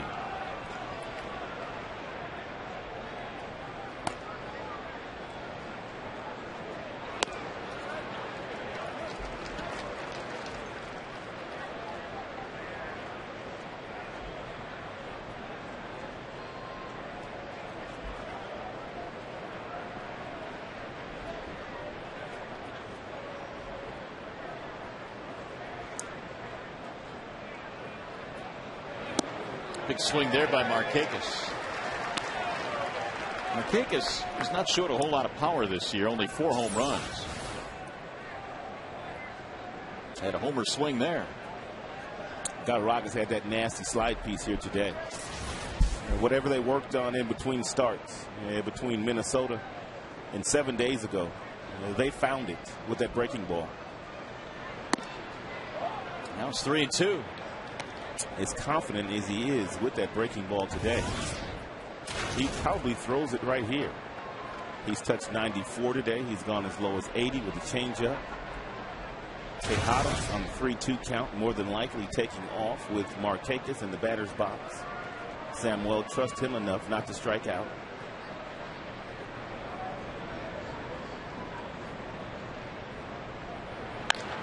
Driven in the air to right field, hit well. Maglio turns, and Markakis has hit it out.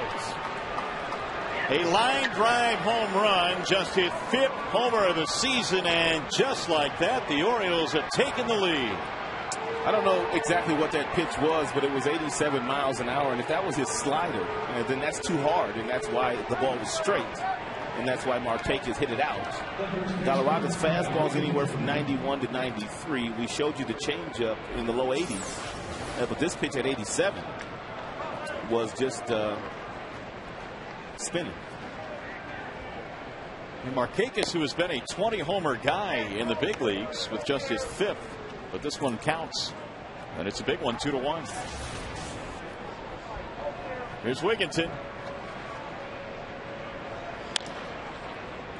Rolled foul at third base.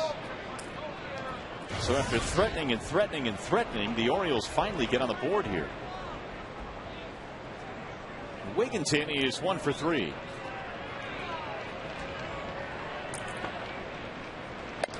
Way outside. That is the 6th home run allowed for Galarraga in 54 innings of work.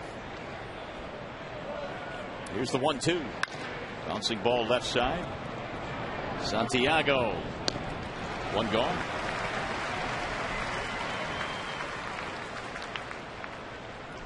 The center fielder, Adam Jones.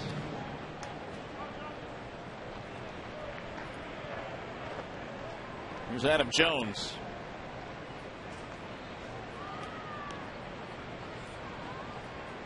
Markakis pondering that go-ahead home run.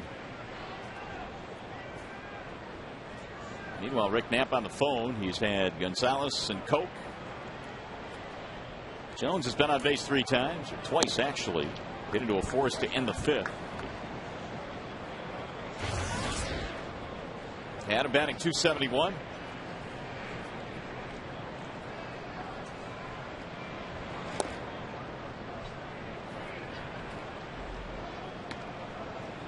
What a month of June it was for Adam Jones. In fact, only Josh Hamilton of the Texas Rangers hit more home runs last month. Hamilton hit 9. Jones hit 8. Bosch hit 8.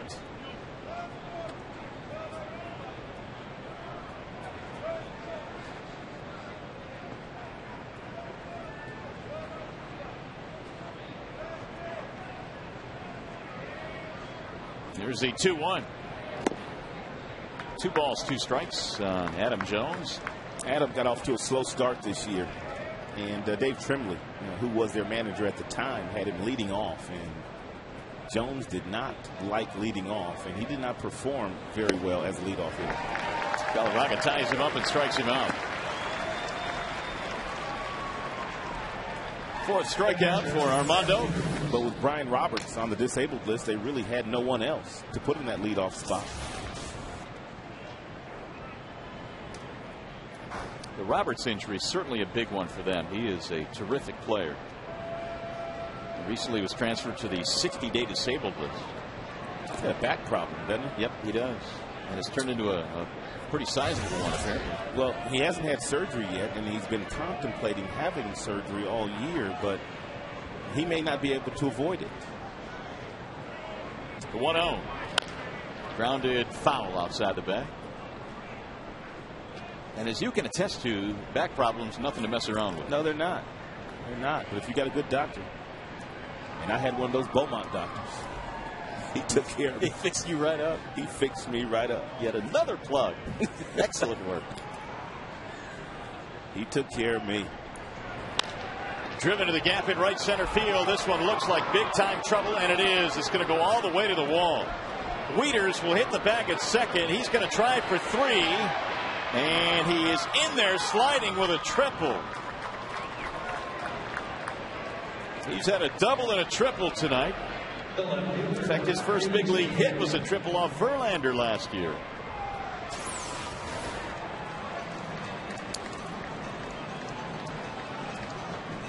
I don't know what happened in right center field, but usually big guys like Wieters don't get triples. But apparently once he got to second base, he could have the play right in front of him. He needs no help from the third base coach. He makes a decision himself. He's going to go, and he makes it.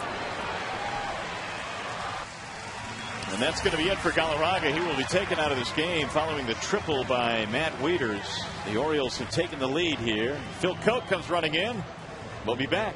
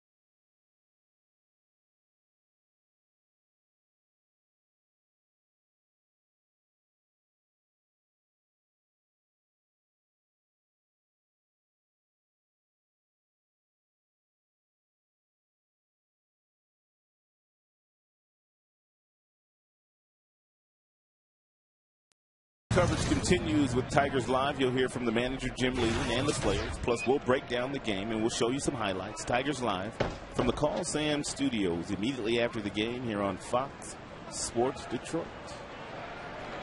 Well, the Orioles have a runner at third with 2 outs. They lead 2-1 in the Markakis. Leland has gone to the bullpen. Phil Koch is in now to face Felix Pierre.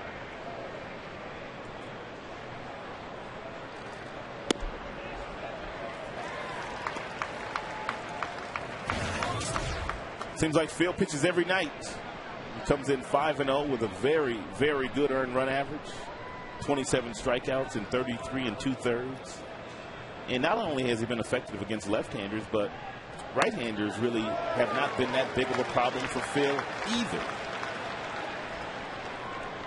Well, he's not allowed an earned run in his last 13 outings. PA is 1 for 3.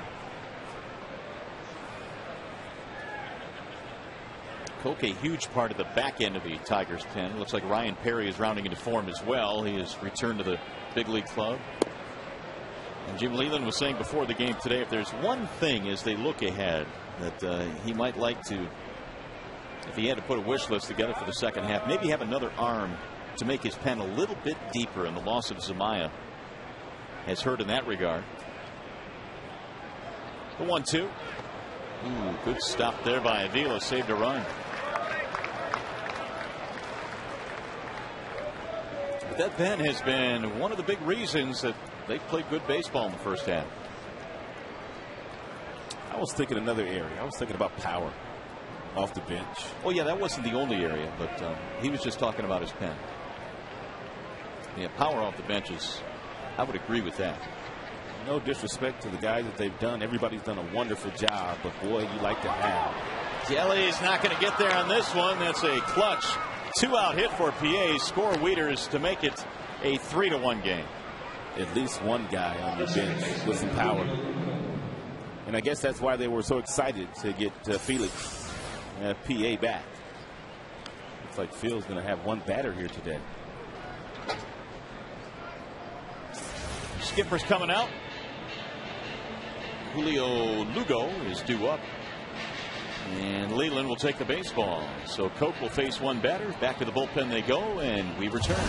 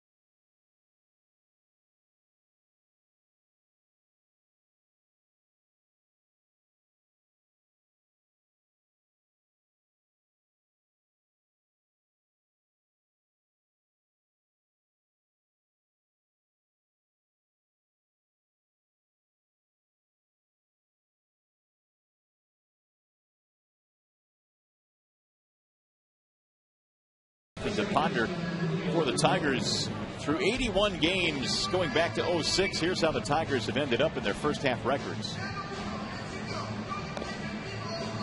The Tigers right now 44-37. And last year they had the same record through 81, finished in second place. Of course, we needed that one extra game to decide it last year. That's why they play so hard every single day, and that's why that win yesterday, although it was an ugly win, you will take it all day, every day. Every win is important. There's Lugo. 1 for 3 for Julio Lugo.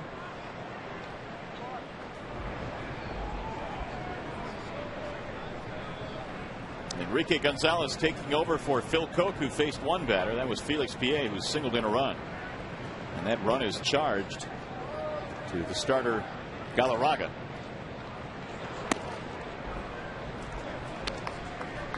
Strike one.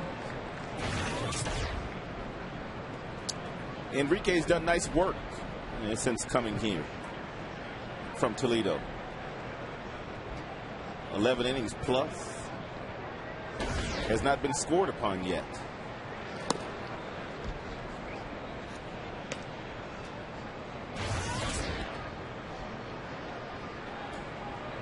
This is the 7th man to bat in this inning. The inning started with a single by Tejada, then the 2-run homer by Markakis.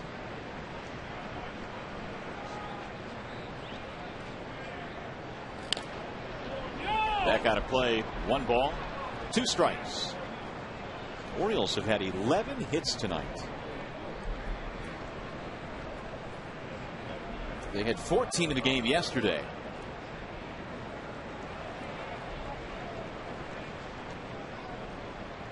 Juan Samuel has seen his team come back in this one, down 1-0 most of the evening. Juan Samuel is a great man. Great man. Enjoyed him thoroughly when I first got here when he was coaching third base for the Tigers. Sammy also played here in 94 and 95 in the Tigers uniform. Outstanding second baseman for the Philadelphia Phillies in his prime. Runner going, another pitch out. Avila's throw is high. The tag is in time. They must have their signs. Starting to look like it. Inning over. Big inning though. 3-run frame.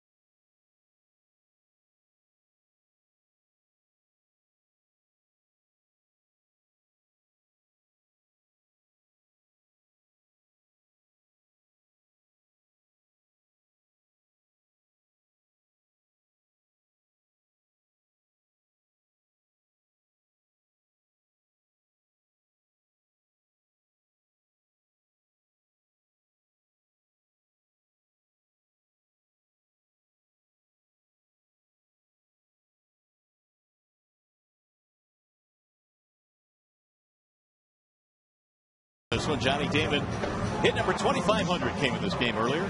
Markakis big 2-run homer in the 7th, and the Tigers with men on base tonight 3 for 12. So they've got some work to do now. Santiago will lead it off. In the 7th inning, it'll be Santiago, then Kelly, and then Damon. And Santiago attempted to bunt for a base hit his last time up, and he popped the ball up to Arrieta, the pitcher.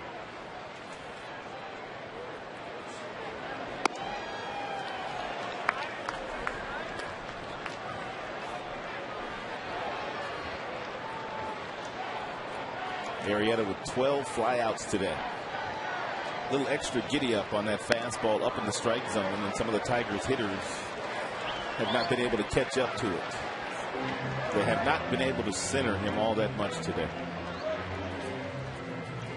87 pitches through 6 innings, and so there is some activity now. Will Oman, Jason Birkin. The Birkin catch got some nice numbers.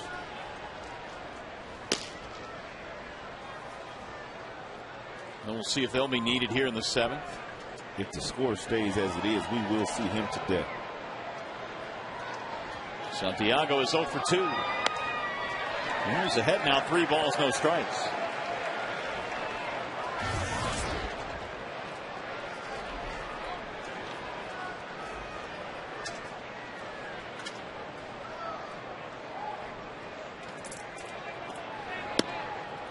Ramon trying to extend his hitting streak. It's had a career high 9 in a row. Well, he might as well take another pitch here. You need some base runners, even if it's right down the middle. And it's 3-2.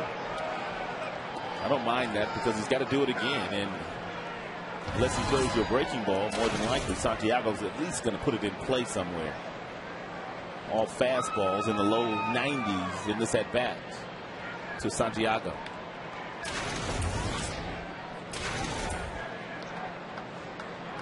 Shakes off Wieters a couple of times, and then he steps off.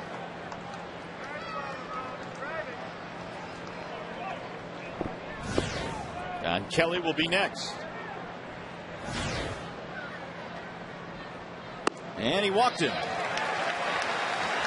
Just the second walk of the night for Arrieta, and the Tigers get the leadoff man on. Here's where some managers would consider going out and getting the youngster Arrieta. He's pitched a very good game, and the last thing that Sammy wants here is for him to lose this game, so the Tigers get more guys on base. I know Sparky Anderson was always that way. Not with Jack Morris, but just about every other pitcher that year that I was here, that if there was a chance late that they would lose the game after pitching so well, he would go get it. A no decision would be all that he would give a guy after this late in the game. Just his 6th big league start. Santiago the runner at first. Kelly 1 for 3 with a single. Breaking ball. 0-1. Kelly, if bunting was a part of his game, he might consider it. Well, he's got a lot of room down toward third base. Tejada is playing about 5-6 steps off the bag and off the line. 1-1.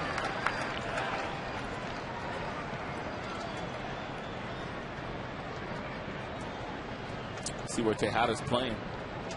Yeah, but now Kelly's got himself a good fastball count. Does Kelly bunt? Have you noticed Kelly bunting much at all? Now that you mentioned it, no. I really haven't remembered him doing it, ever.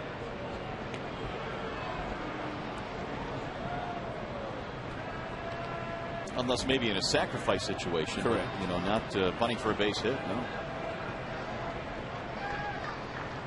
1-1. And he rolls this one to first base off the glove of Wigginton. It'll roll to second, and he'll still get the out. A bad break there for the Tigers. It sure was. Wigginton got ahead of himself. He tried to come in and create a short hop here to try to get the force out at second base. He comes in, he charges this ball aggressively instead of waiting for the hop, which he could have waited for, but a heads-up play by Lugo. And it's a firm throw by Lugo. We're going to show it to you in Lincoln Mercury Exmo as well. Wigginton, after he whiffs at it, he's able to get back to the bag and take the firm throw from Lugo. And so that's going to be it for Arrieta. I like this move by Juan Samuel. As they go to their bullpen, we will take another break. Back to Comerica Park in a 3-1 game.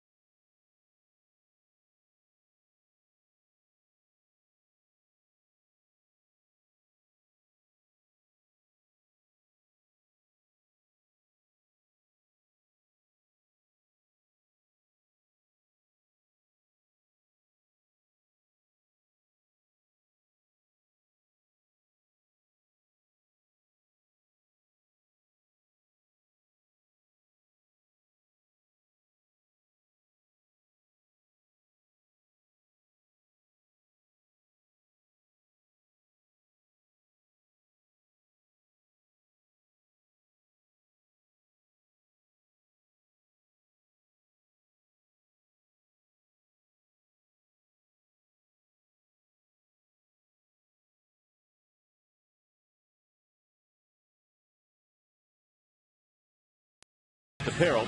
Get your gear from the official source at thetigers.com. Shop accept no substitutes. You nailed it.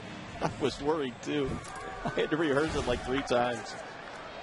Jake Arrieta's numbers. And great night for him.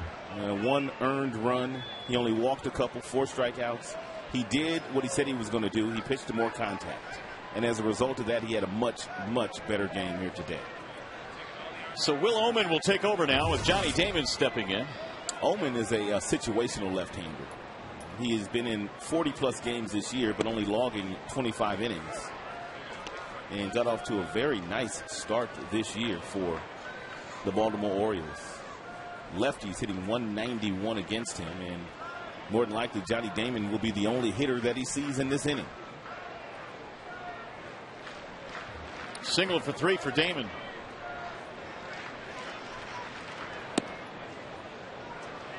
They get 0-2 on Johnny. Not so sure about that call. Oman signed a minor league free agent deal February 9th of 2010. Had an outstanding spring training. Made the big league ball club. And has done very nice work.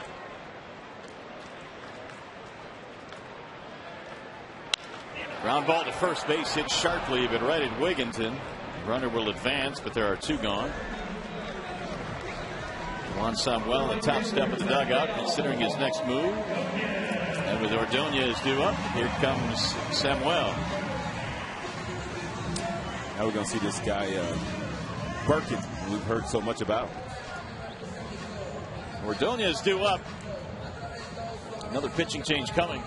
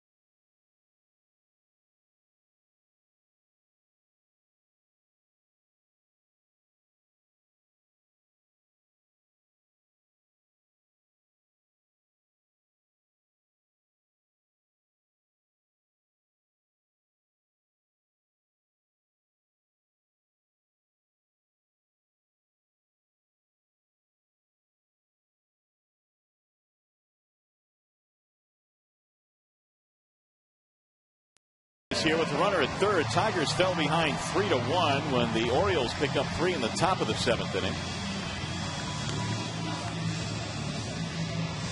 And Maglio in this game has been on base twice, single and a walk. This is his 29th game, but he's already logged more than 46 innings, which means they've been using him for multiple innings quite a bit this year. Birkin is 26. Born in Green Bay, Wisconsin, lives in Atlanta, Georgia. Santiago is the runner at third with 2 away. It's the land of the cheeseheads. Green Bay? Yeah. Think he has one in his locker? He might as well. On football season. Maglio shoots one foul, back out of play, 0-1. Tigers tonight have been out hit 11-7. And Tigers have not been all that much afraid of setup men and closers this year. And they hit them pretty well. And they've hit some of the best, especially number 24 in the on-deck circle. 1-1.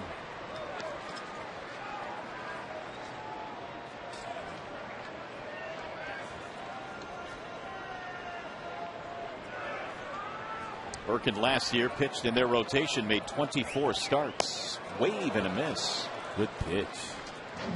Nice separation in between the fastball and the slider. Fastball 95, that was 84-mile-an-hour slider. 11-mile-per-hour differential. You can get some guys out in front. And when you're changing speeds like that. Ooh, he almost hit the outside corner, and Maglia almost went fishing again. A little harder slider that time at 87.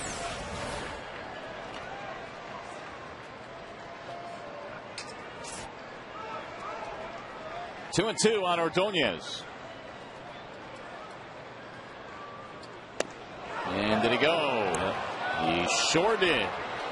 Struck him out. Ordonez is gone. The Tigers are done. 7 in the books. Bullpen for the Orioles doing the job.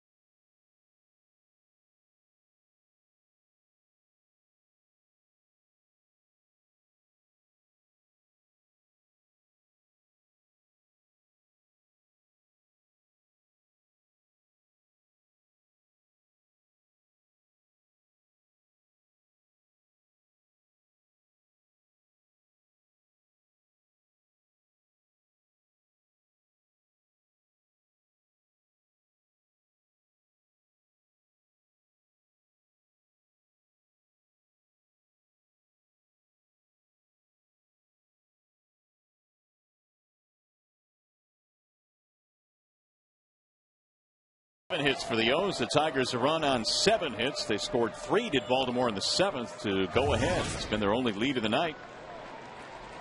And it's going to be Julio Lugo and then Cesar Izturis and Corey Patterson facing Enrique Gonzalez. First pitch is in for a strike on Lugo.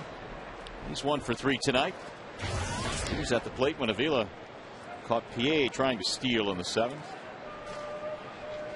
Tigers throwing out 2 runners tonight on pitch outs. 1 ball, 1 strike.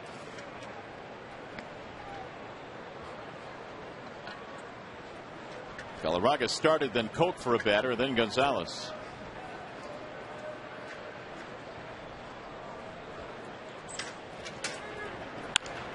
Right back up the middle into center. Solid single for Lugo, who's had himself a really good series. That's 5 hits now for Lugo. Here comes Izturis.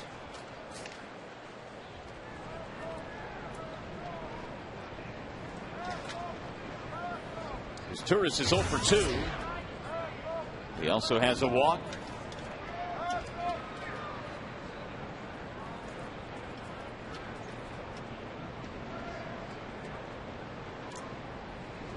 Showing bunt. Strike 1. 4 sacrifices this year for Izturis. He's trying to get that runner to second base into scoring position.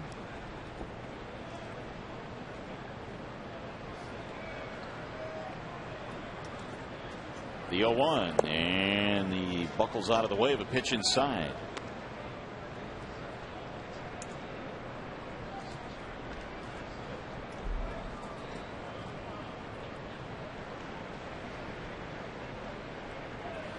Juan Samuel did a nice job of maneuvering his bullpen through that 7th inning.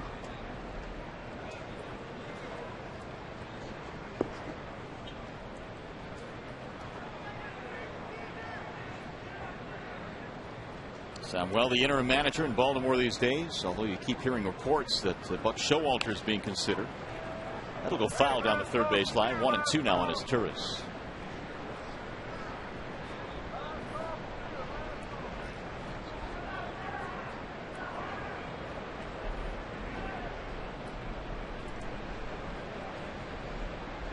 The Cesar unable to lay down the sacrifice bunt. He gives another long look at Allenson, their third base coach.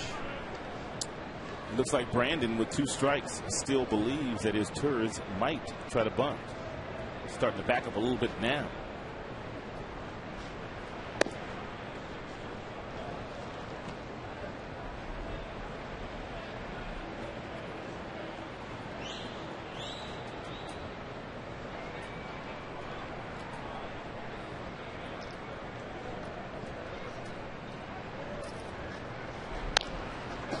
Out right back to the Orioles dugout. 2-2 on his Turris. Tigers got a run in the second on the single by Avila to make it 1-0. That lead lasted until the 7th, when the Orioles put up a 3 spot.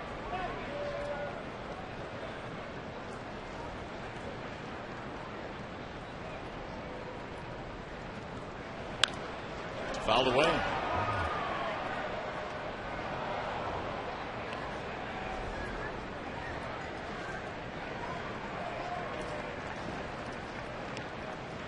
Cesar, a veteran of quite a few different teams: Toronto, LA, Cubs, Pittsburgh, St. Louis.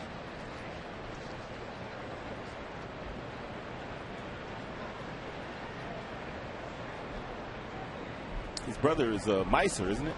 He is indeed. Another slick fielding infielder. 2-2.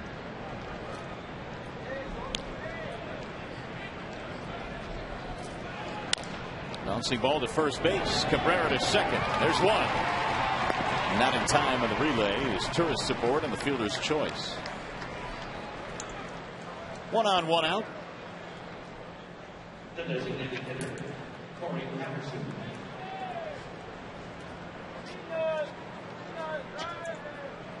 You were talking about this a little bit earlier. The Tigers and their pitching staff and the youth that we have seen.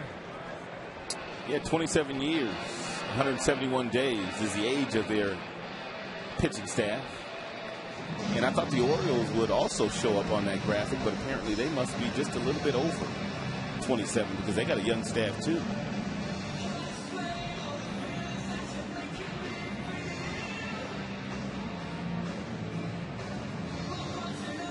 So Daniel Schlereth will be coming in to replace Gonzalez. Orioles have a man on and a man out. Schlereth making his second appearance in a Tigers uniform.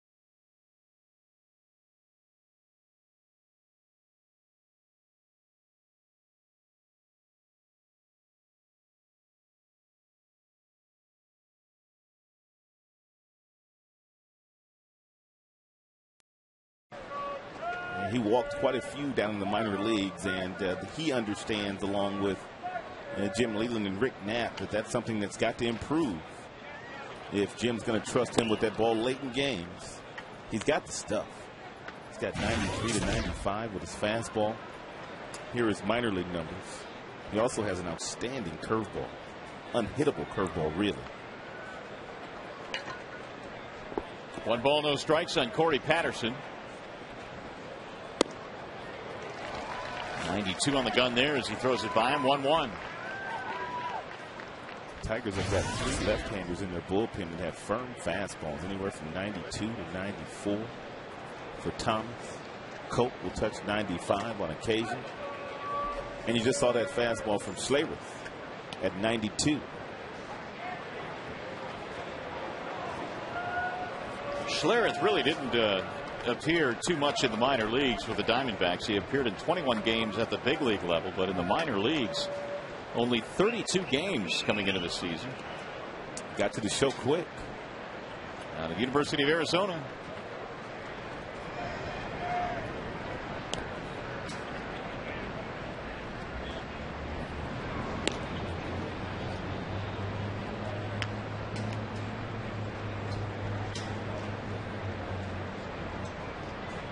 Three runs, 12 hits for the Orioles. Tigers a run on 7 hits.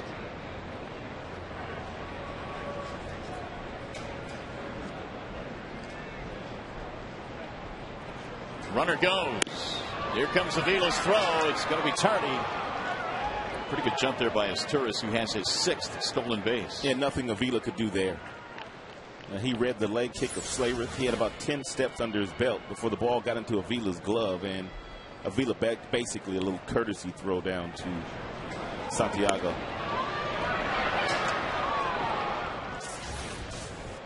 So the Orioles find a way to get that man in scoring position after Asturias was unable to bunt the runner up. Driven to right field for the out, and the runner will hold. Third baseman, Miguel Romano. Well, you wonder if Jim is considering, with 2 outs, walking Tejada here and going after Markakis, the left-hander. First base open. Markakis has a home run under his belt, and he's hitting about 440 or something like that against left-handers. So we'll see. He's going to walk it.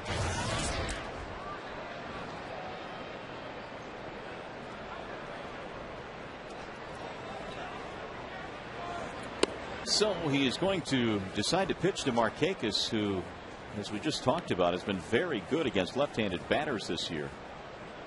374. Comes in 6th in the American League against left-handers. He is the only left-hander in that top 10. Everybody else is a right-handed batter against left-handers.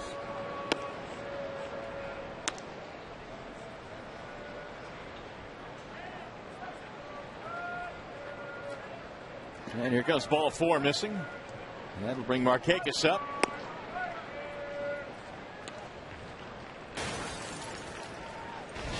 Take a look at our cold, hard blast, courtesy of Coors Light. Markakis got a slider, it looked like, and that didn't do a whole lot, and he clobbered it into the seats in right field off Galarraga. And that came in the 7th inning, which seems like a long, long time ago. Doesn't it, though? I mean, the first 4 or 5 innings, 6 innings of this game, cruising along.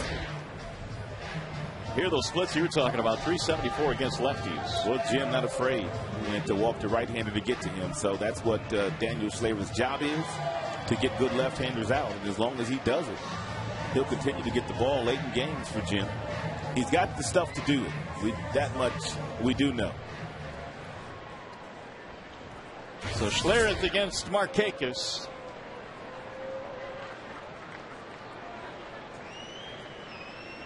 And a big spot here, trying to keep this game a 2-run spread.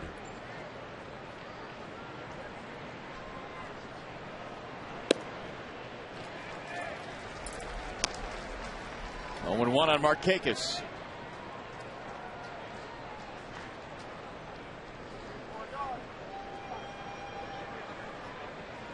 Trying to pick up his Turris and Tejada. Schlereth with the 0-1. On the ground, right side, base hit. Is Turris rounding third. He will come around to score. Maglio overruns it. Tejada will get to third base. And a huge run in for the Orioles. They now lead 4-1. Well, the batting average against left-handers have just gone up a little bit. First pitch was a 94-mile-per-hour fastball away from Markakis. He took it for a strike. Then he came back with a breaking ball. Looked like he was sitting on it. The only way you hit a breaking ball that's off your shoe tops is you have a pretty good idea that after you got the first pitch fastball, he was going to throw that to you. Markakis sold out for that pitch. He got it and didn't miss it. Looking for it all the way. 3 RBIs tonight for Markakis and 3 hits. Here's Ty Wigginton. Fouled away, 0-1. Wigginton is 1 out of 4. He is their cleanup man and their leading RBI man with 44.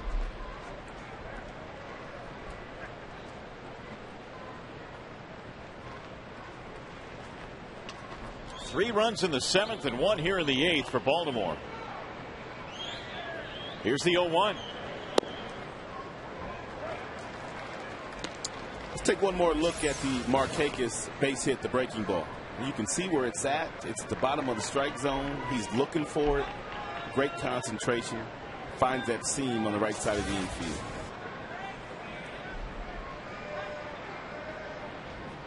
And the 0-2.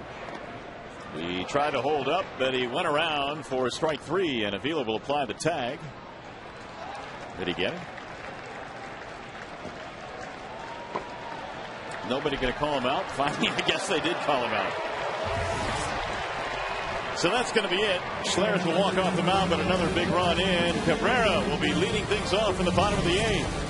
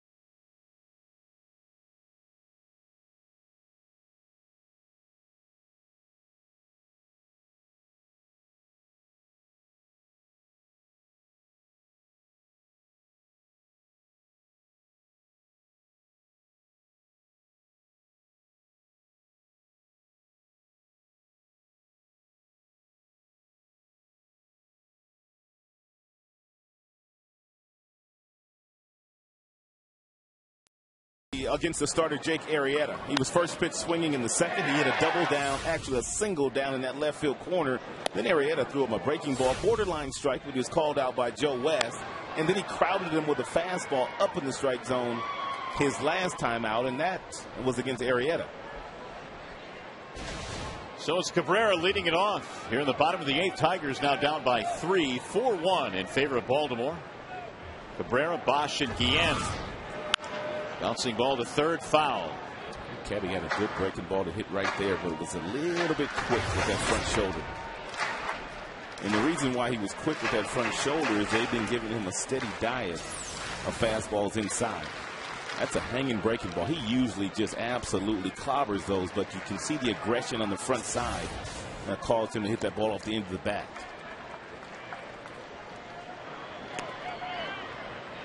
Two and one on Cabrera.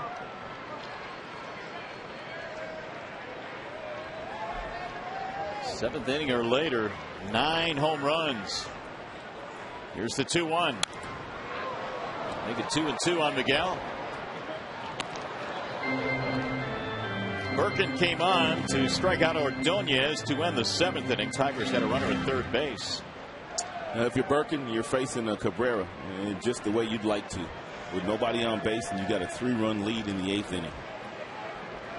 Takes a little bit of the stress out of it. Drill to center field. Jones stretching out, and he can't get it. All the way to the wall. Cabrera hits the bag at second. He's coming to third. And Cabby has a triple.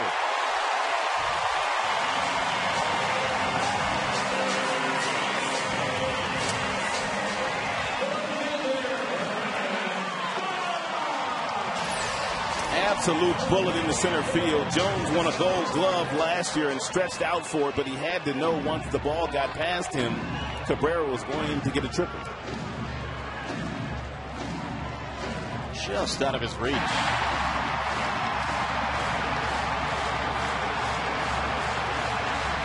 Cabrera motoring all the way to third base. Miguel Cabrera safe at third, safe and secure in New York life. Well, the Tigers have some life themselves here in the 8th. Lead-off triple. As we pointed out before Cabrera even came to the plate, he gets his damage done late in games. Well, there's Bosch doing some damage with an RBI single. And Bosch, he's not too shabby himself.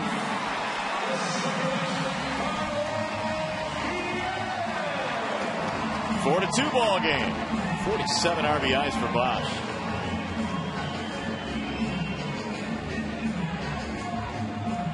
Rick Kranitz coming out of their dugout, their pitching coach. That was the first Cabrera triple since 2008. 13th career for Miguel.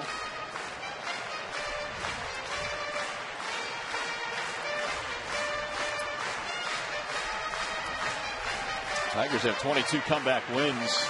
Only the Yankees, KC, and Tampa have more.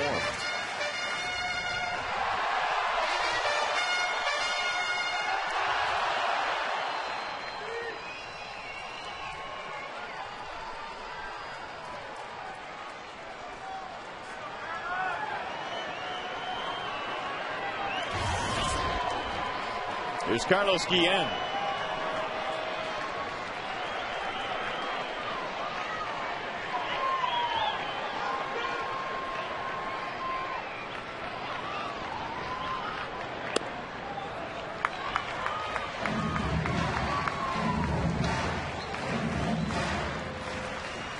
Tigers now with 9 hits.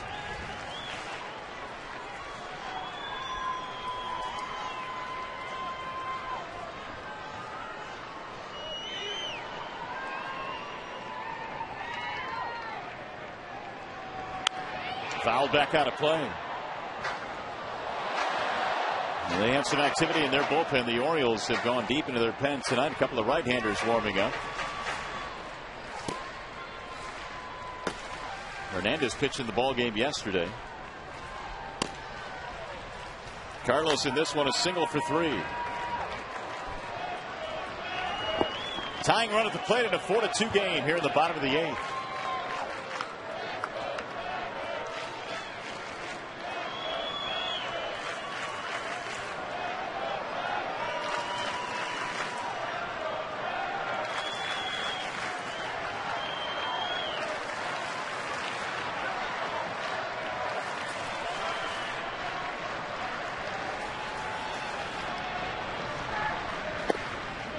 Just missed away. They count now 2-1 on Carlos. Tigers getting their first run since the 2nd inning. One in the 2nd, one here in the 8th. Inge waiting on deck.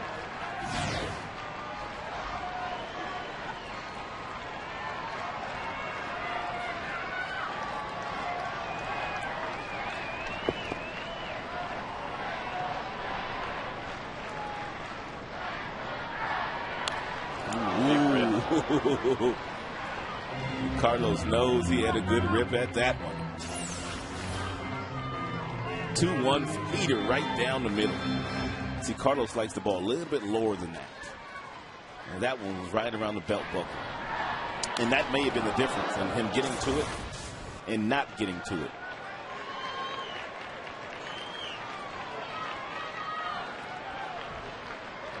Carlos with 4 hits in the series. Swing and a miss. So that's a rather large strikeout for Birkin. He's going to bring up Brandon Inge.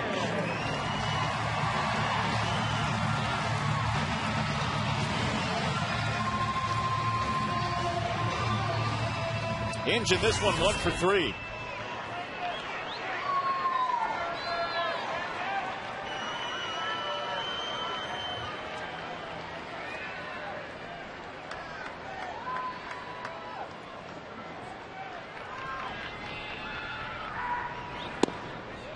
Good pitch on the inside part of the plate. If you're Brennan Bosch here, you have to anticipate maybe a breaking ball in the dirt from Birkin. He's thrown quite a few of them already since coming in last half inning. And if he does bounce it, you have to make sure you get a good jump and a good read and get yourself down in the scoring position.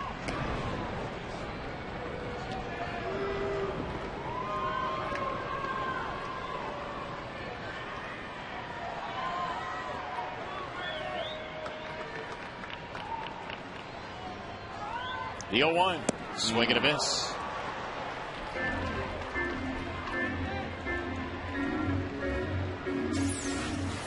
And Birkin came in throwing lots of fastballs, but after the cabbie triple and Brennan Bosch single, he's gone to the softer stuff.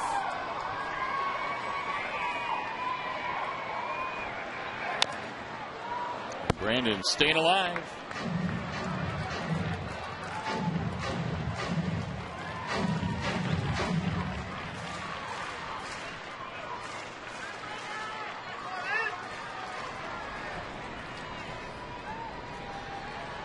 Inge a 5-game hitting streak. Has had 4 hits in the series. Trying to keep it going here in the 8th. Tigers have gotten a run back. And he rolls another one foul.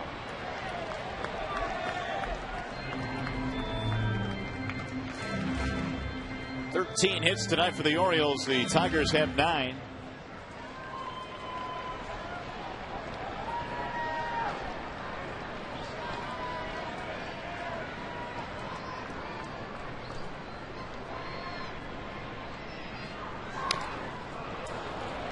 Brandon doing all he can to stay alive. Just about every pitch Brandon has seen has been the slider.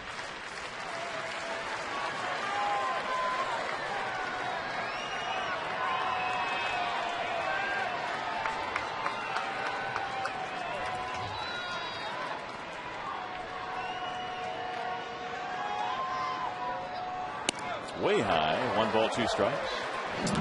Don't know for sure, but I think that was just a show me pitch to throw something other than the breaking ball. But now really if you're Birkin, you can go 1 or 2 ways because Inge is looking for the breaking ball away. If you decide to go fastball inside, you've got a shot. They're going to go fastball away though. Right on that one. It is a final, by the way, from Toronto. Minnesota has defeated the Blue Jays 7-6. The Twins got a run in the 8th to break the 6-6 tie, and they win. So for the time being, we are tied for the top spot.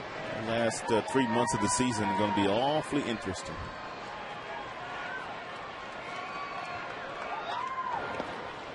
Good block by Wieters, 2-2. Well, there's that breaking ball in the dirt that Bosch should have been looking for, but nice job by Wieters keeping it in front. You knew sooner or later he was going to bounce one. Meanwhile, this has been a very nice at-bat by Brennan. Sure has. A lengthy one.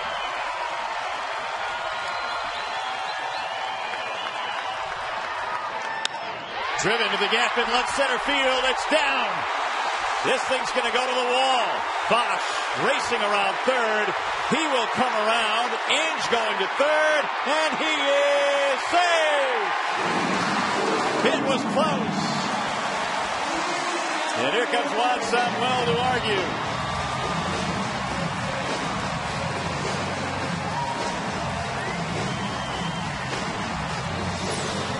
1 too many breaking balls here from Birkin, and he hung it. And the ball was a seed into the left center field gap. Brennan Bosch had no problem scoring, and Inge stretched it into a triple. And he needed a great slide to get in there safely. And it looked like it was a good call by Rob Drake. Yep. Oh, he's safe. He sure is. Brandon in the last couple of days has had 2 outstanding slides. I mean, 2 outstanding slides. Look at the umpire, though. He is right there. He could have kissed Brandon. A 9-pitch at bat, and Inge follows with a triple. That is now a 4-3 game. That is the 10th hit of the game for the Tigers. And now they have the tying run at third base with only 1 out.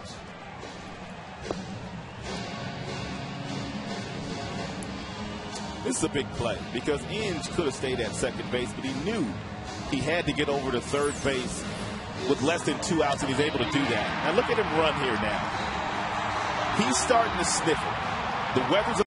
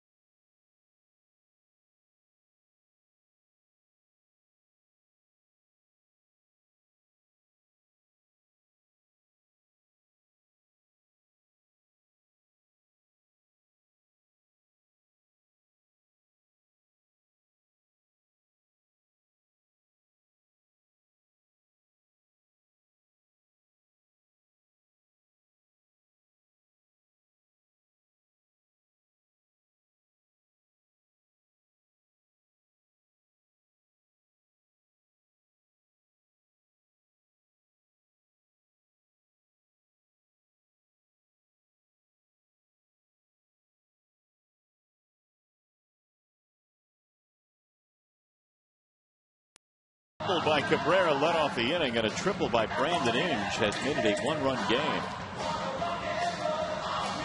And that has gotten the crowd back into this game now. Alex Avila will be hitting with only 1 out.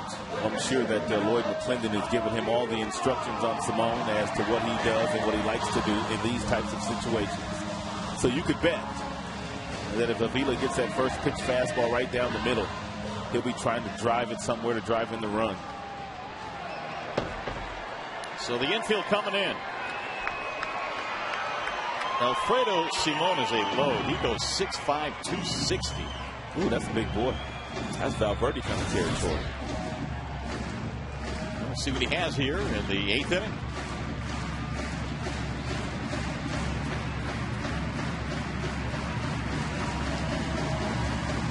They're drawn in. Infield comes in like this. Most hitters, the batting average 100 points higher than what your career average usually is. If you hit it hard somewhere, you got a chance. Ball 1.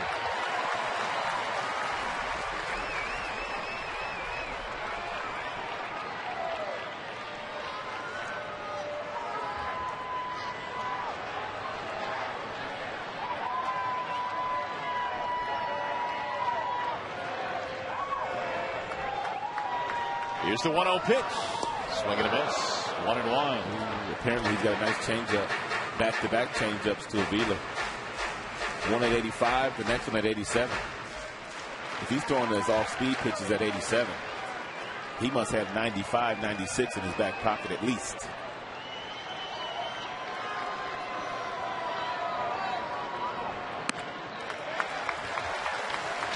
Two and one on Avila.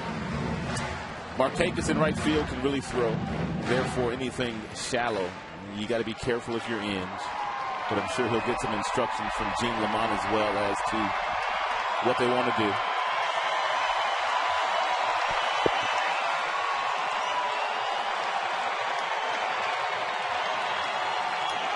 The 2-1. Swing and a miss. 2-2 on Avila. 4 straight off-speed pitches.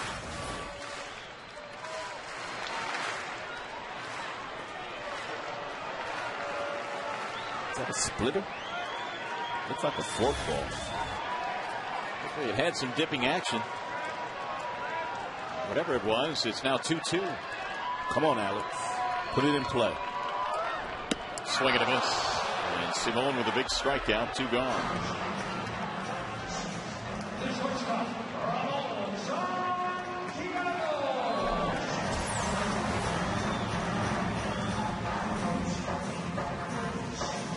That is a split finger fastball. 2 gone, and the tying run remains at third base. Now it's going to be Santiago, and the infield will relax here with 2 away.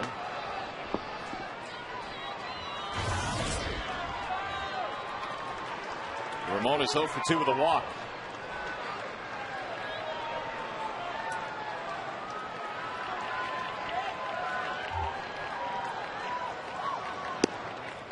Strike 1.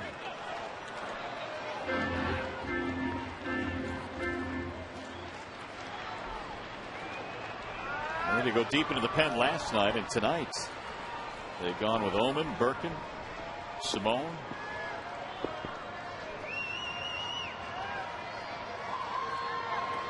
The 0-1 pitch, way outside. Tigers answer the 1-run 8th from the Orioles with a 2-run 8th. They need 1 more, though, and it's standing at third base, Brandon Inge.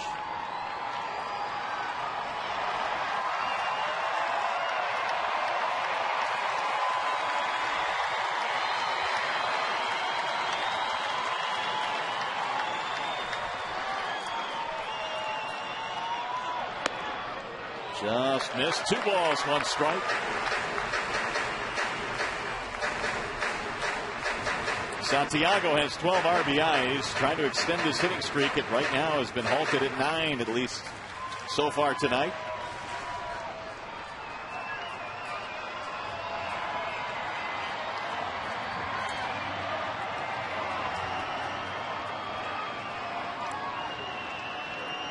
The 2-1. Swing and a miss. 2-2.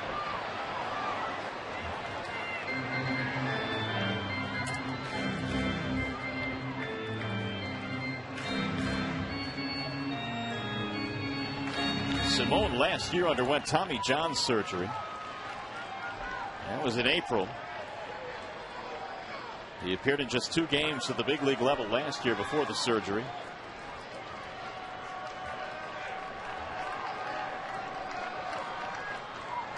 The 2-2. 3-2. Last year, Simone, before having the surgery, gave up 5 home runs in 6 innings. That was close.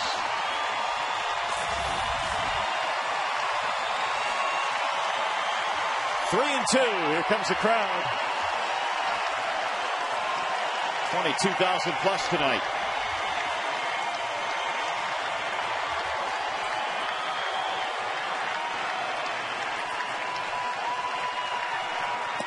And he walked him.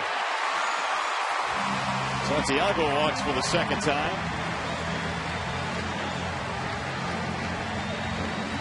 So now not only is the tying run on, but the go-ahead run is on. Kelly will not bat. Austin Jackson has picked up a bat. Jackson had a couple of hits, including a triple in the ballgame yesterday. We'll figure it out when we sort out all the numbers, but apparently Jackson does a very nice job against right-handers. But I was trying to figure out if righties do better against Simone, but not much better at 270.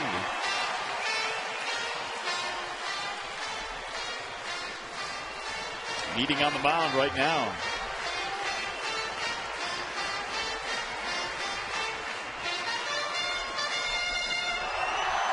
The rally sunglasses.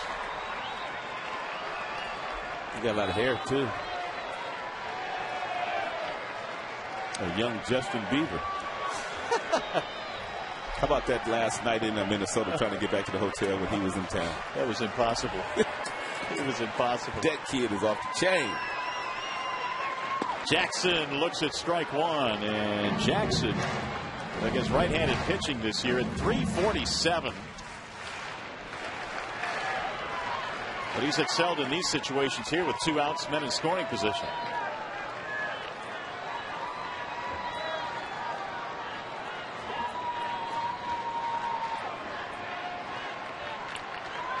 The 0-1.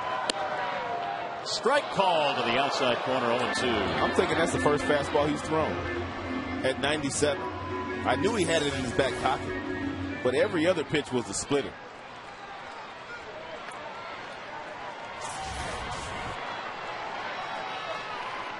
Simone well ahead here.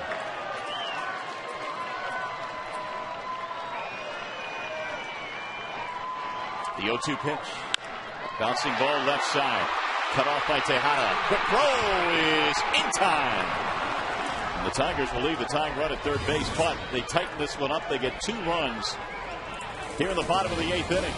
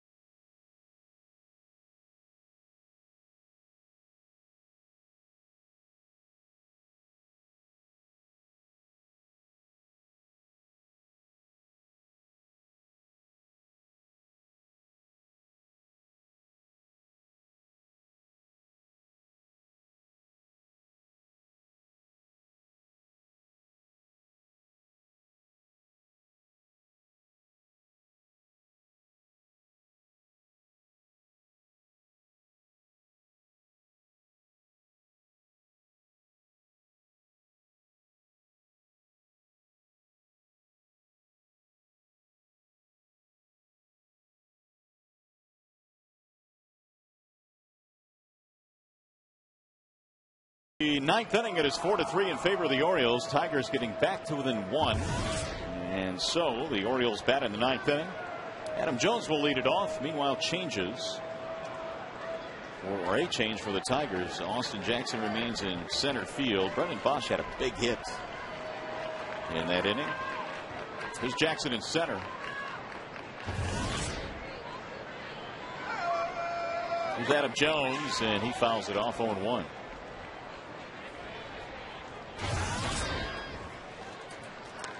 Jones on base twice. Single hit by pitch. Has not scored tonight.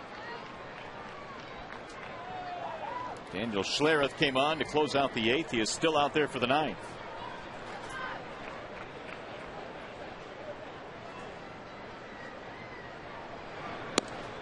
The hook misses high and away. 1 ball, 1 strike.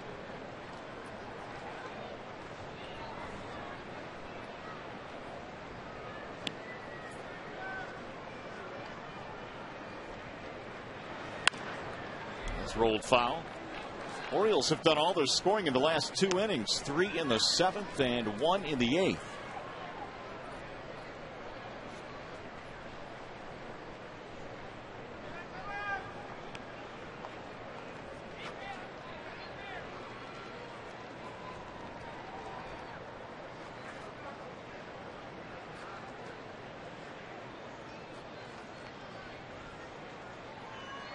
And the 1-2. Rolled fouled again.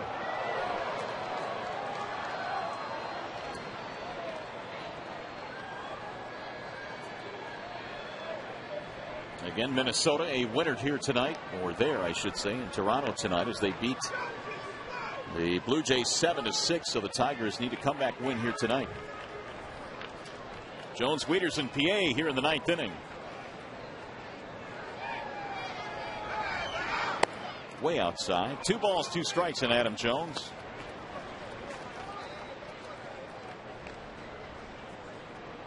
Former #1 pick by Seattle. He was drafted out of high school back in 2003.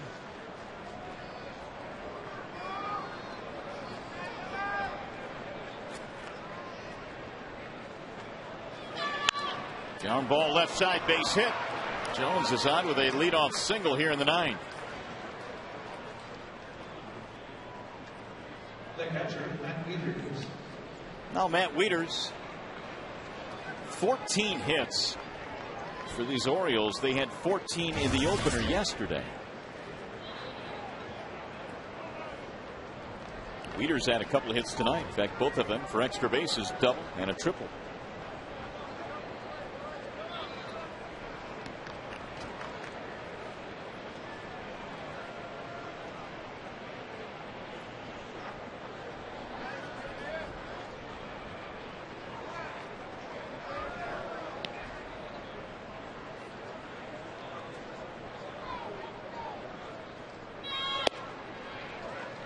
Talking about this a little bit earlier, but Jones has never really been a big stolen base guy, even in the minor leagues. Hasn't been a big part of his game. It is a game, though, that's blossomed in many different areas. The Gold Glove outfielder. He is a big run standing at first base right now. And the 0-1. Make it 0-2.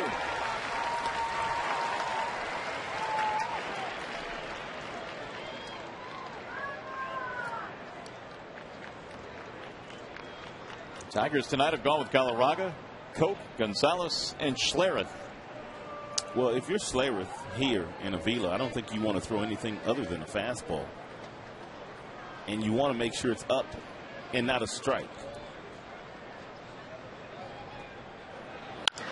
Ground ball toward the shortstop, under the glove of Santiago into left field. Jones going to try and get to third. Here's the throw. He's safe. Boy, oh boy. That was a double play ball. If there ever was a double play ball. Santiago looked like he was trying to set his feet and then readjust his body to make the throw to Carlos Guillen, and he just stopped. He stopped moving his feet. Remember, I always talk about keep your feet moving. Rafael Belliard talks about happy feet. He was trying to plant and then throw, and the ball eluded him, and Jones never stopped. So very aggressively, he takes third base, and now it's first and third, nobody out. And here is Felix Pierre.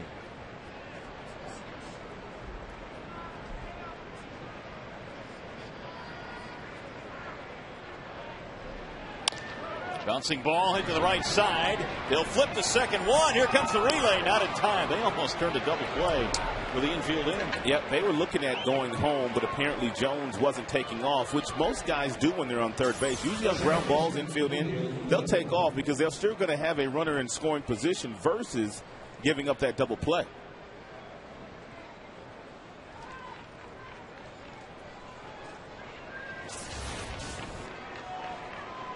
So one gone.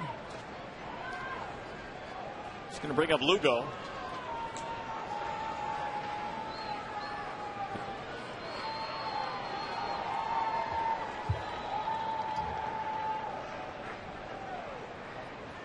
He reaching on a fielder's choice.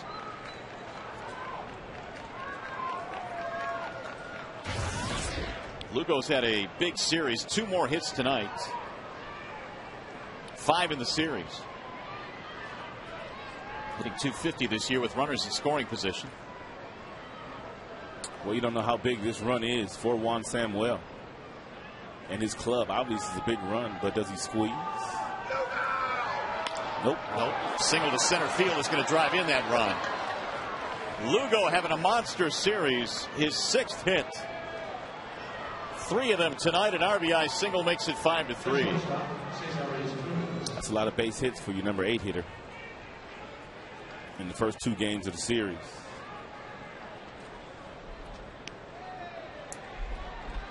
Rick Knapp coming out again.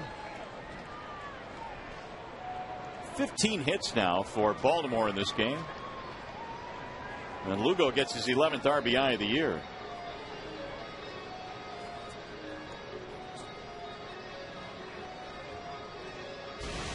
So we'll finish up this series tomorrow. Don't forget, 6:30 airtime with Tigers Live. Bergeson and Scherzer, your pitching matchup tomorrow. Max at 5 and 6. And for Scherzer, those 82 strikeouts coming in 86 innings of work. Joe West got a nice little lather going down there today. He sure does. I think you and I would as well. It was 90 degrees at game time. It hasn't dropped much since then. His shirt soaking wet.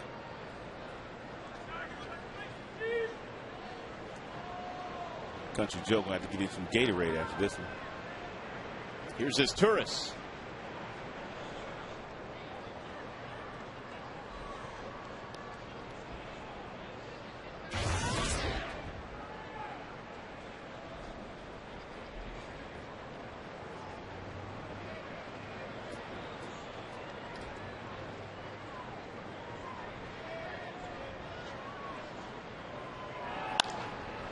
Lifted toward right field. Maglio is on the run. Still coming, and he'll run it down. Both runners tag, but only one will move up. PA gets to third base. 2 gone.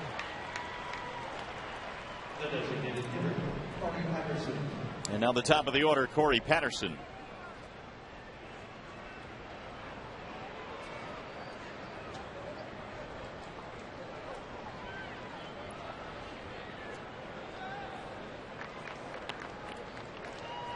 Tigers will have Damon Ordonez Cabrera in the 9th, so plenty of firepower. Five hits between these two teams tonight. 15 for the Orioles, 10 for the Tigers.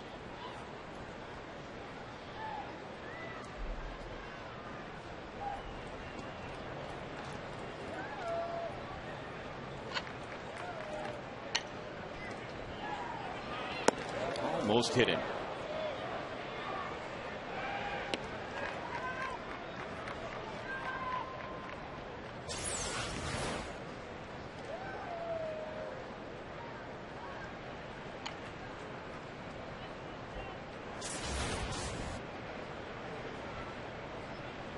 Patterson's been on base once tonight via a walk. Big swing, 1 ball, 1 strike. You know, you could put Daniel Slareth in that same conversation with Ryan Perry and Arrieta. That would be Jake Arrieta, who started for the Baltimore Orioles. These guys did not spend a lot of time in the minor leagues. Therefore, they're learning how to pitch in the big leagues, which is awfully difficult to do, but they're all stuff guys. They all have really good stuff, and that's why they're in the big leagues. Mid-90s fastball, all have good secondary pitches, all working on third pitches. But when you pitch in college, you don't pitch all that much. You don't throw every day. You don't have a lot of side sessions. And then when you bolt through the minor leagues like these guys did, it's kind of like learning on the job. That's popped up. Left side of the infield, Santiago hauls it inside, retired. The Tigers will need a couple to tie, and they'll have Damon, Ordonez, and Cabrera.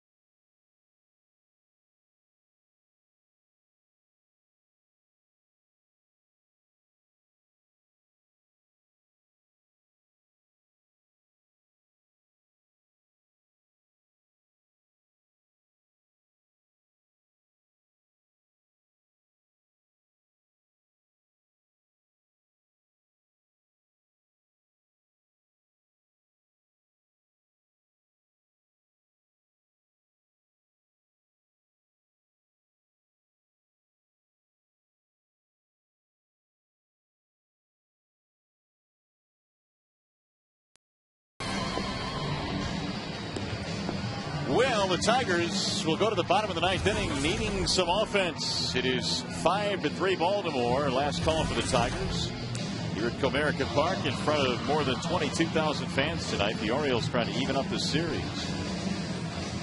Not going to be easy, though, because the Tigers have Damon, Ordonez, and Cabrera.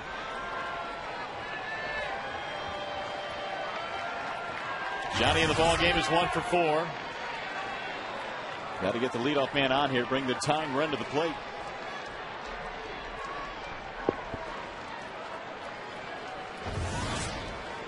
So Alfredo Simon is out there to try and put this one in the win column. He had to get 3 outs in the 8th, or 2 outs, I should say, in the 8th. First pitch, 1-0 on Damon. Simon threw 14 pitches in the 8th inning. The majority of those pitches were his split-fingered fastball. He does have a fastball that reaches 97 miles an hour as well. There's the proof of that pitch. 2-0.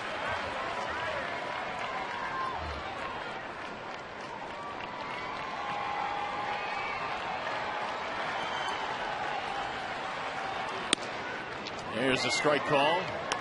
Everything upper 90s, mid to upper 90s here against Damon. 10 Tigers hits. They got a run in the 2nd, 2 in the 8th. Nothing in between. And he checked it low with 3-1 on Johnny Damon.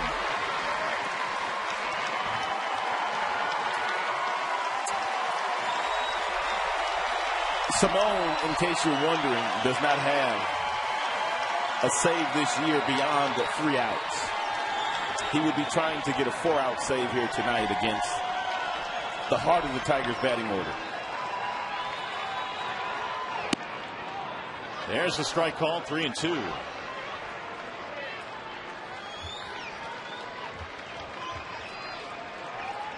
.25 hits between the two clubs in this game. 3-2 on Johnny Damon as he leads off the bottom of the 9th. 3-2 pitch. He lost him, ball 4, and the leadoff man is on. Damon has been very good at drawing walks this year. That one came in a timely manner. Juan Samuel knows that those walks late in games can be demoralizing. Here is Ordonez.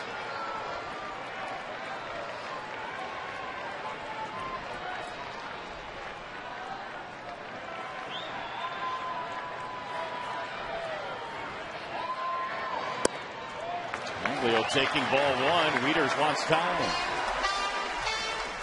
Well, they kind of recognize the fact that Simon is struggling with his control. He's thrown a total of 21 pitches. 11 have missed the strike zone.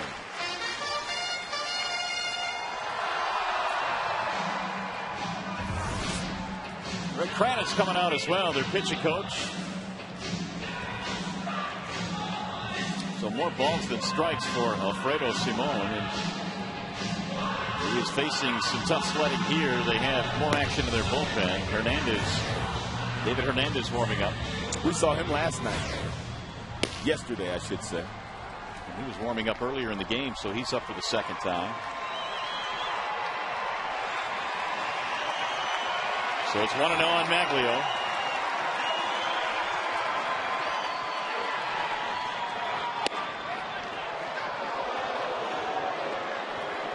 Simon has come out in this inning and thrown nothing but gas. Right, all fastballs. And he doesn't command the fastball as well as that split-fingered fastball pitch. The Maglio, veteran hitter, he might be sitting on that splitter if he gets one up in the strike zone. Ooh, there it was. 1-2. It's a hard pitch.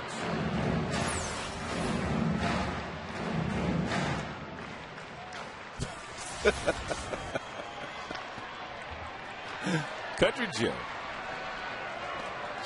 1-2.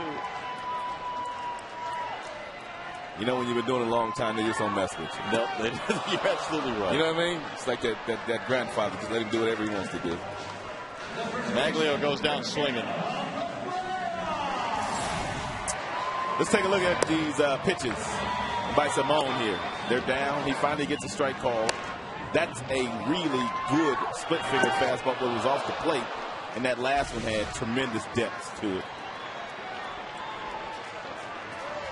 One call, here's Cabrera. Triple and a single tonight for Miguel. Swing and a miss. He was trying to trot. His 3-base hit started the 8th. It ignited a 2-run inning. 341 average now for Cabrera. 15-game hitting streak as well. Long ball here ties it up.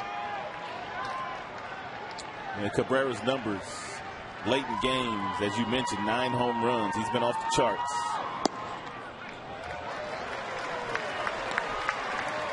And he has hit and beat some of the best closers in our game.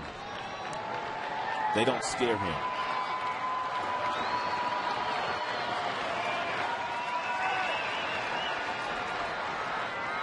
Cabrera given time. That run the Orioles picked up in the top of the 9th inning, huge right now. It made it a 2-run spread.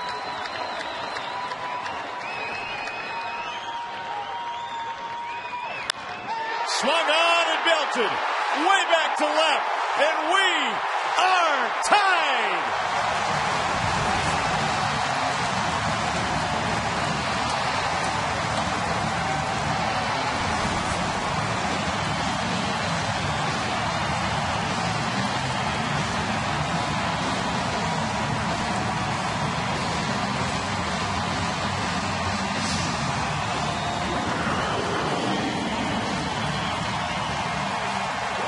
He hit it a ton.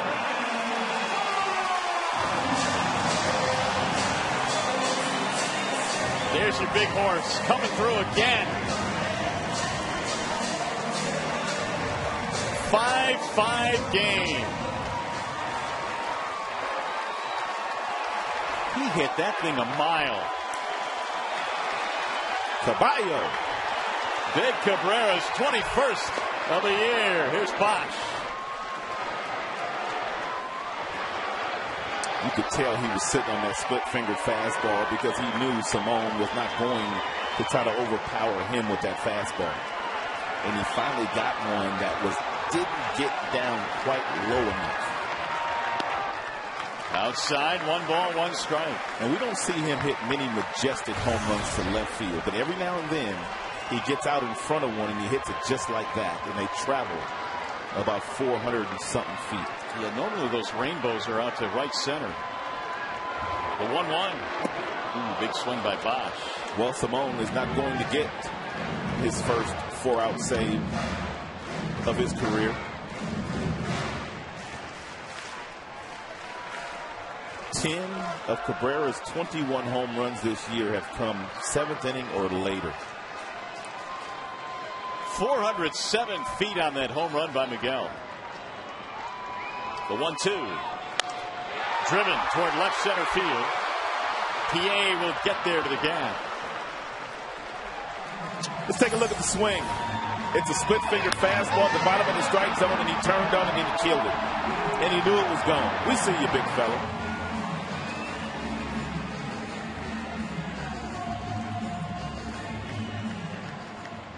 Tremendous blast to tie this game up, and the dugout knew it immediately. After getting another look at it, I'm not so sure it was a splitter. It might have been a 2-seam fastball down the end, but we'll get verification of that. Here's Carlos Guillen.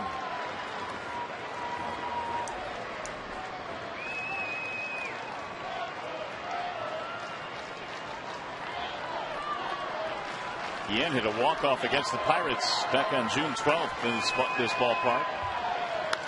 And he drives one foul down the right field line. He got out in front of that one. 0-1 on Carlos. 295 7th inning or later with 3 homers.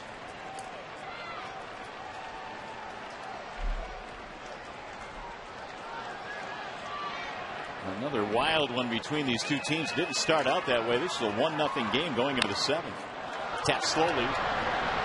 And Simone will throw him out. That'll end the inning. But the Tigers have new life. Cabrera. Kaboom. And it's 5-5.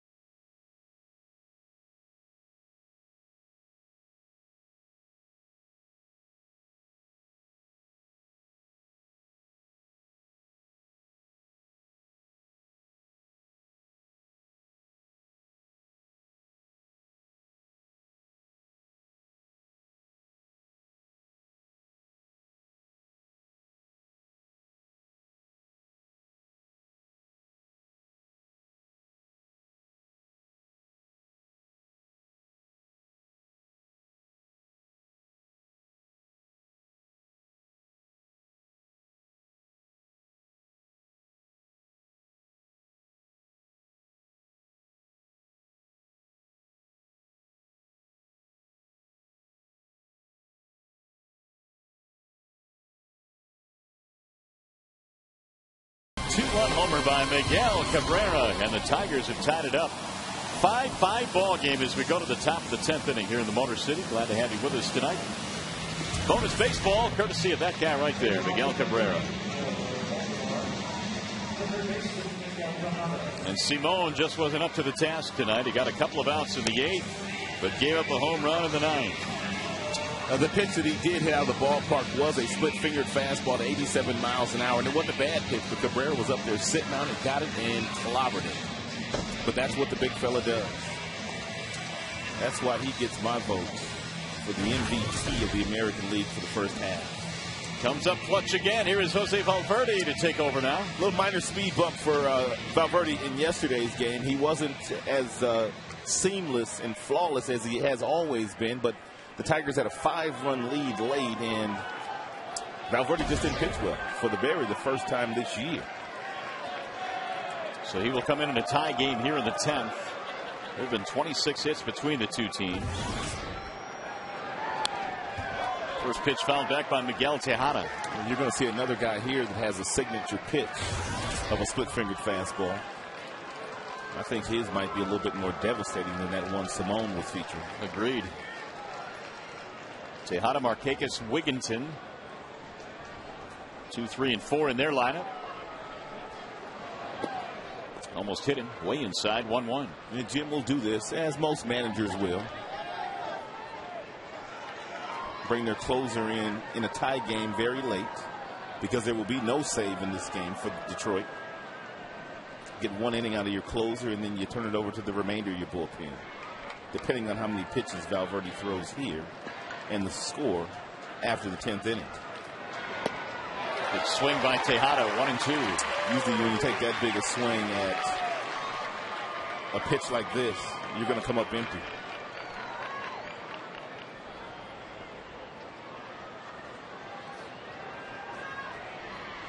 First meeting ever between these two. Bouncing ball left side. Santiago. 1 out. They were teammates briefly in Houston. They sure were. For a season, I believe. Here's Markakis. The Orioles have played a lot of extra inning games this year. This is their 8th. They're 5-2 in extra innings. Tigers 2-1. That walk to Johnny Damon to lead off that 9th was huge. Kind of got lost in the shuffle, didn't it? Well, as a manager, you know it. I mean, at the time he walked him, I know Juan Samuel's thinking to himself, no. Good things never happen when you walk guys late in the game. And he walked the leadoff hitter, which put a runner on base, and Cabrera coming to the dish. And Cabrera delivered with the 2-run home run. He went up there and did what everybody thought he could do. That's when you're special. I mean, that's when you're special. When you do what you're supposed to do and everybody thinks you're going to do it. 0-2 on Markakis. Because I don't think there's one person in this ballpark that was not looking for him to hit a 2-run home run to at least tie the game. The homer, by the way, was his 21st, and it gives him 73 RBIs to lead the American League.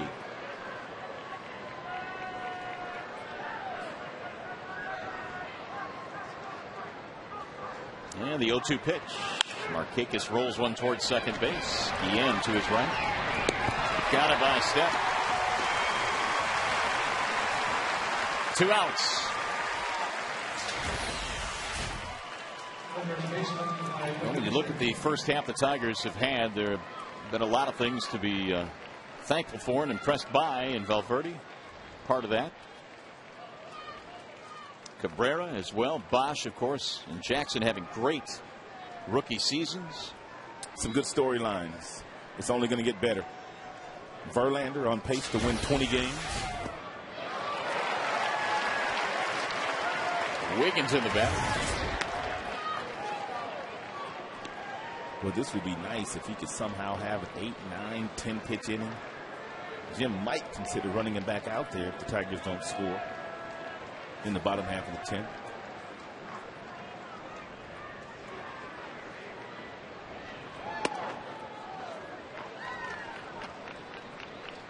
These guys will be teammates on July 13th. Wigginton and Valverde in Anaheim, but right now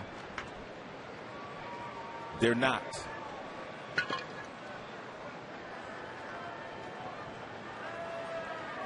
The 1-1 the other way and into right field.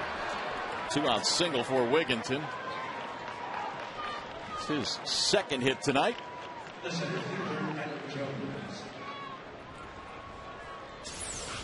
And then Carlos had him shaded up the middle, and Valverde threw a real good fastball that shattered his bat, and he hit it in a real good spot right between Cabrera and Carlos. You know, the Orioles tonight have not gone down 1-2-3 at any point. They've had at least one base runner in all 10 innings. Look like they might be able to do it here in the 10th, but a single by Wigginton. Here's Jones.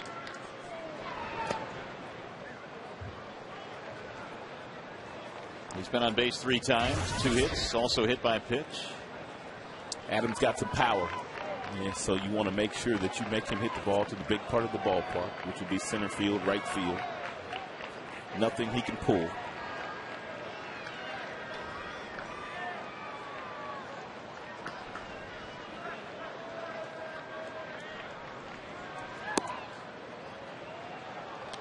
Two-0 on Jones. And that base hit by Wigginton, their 16th.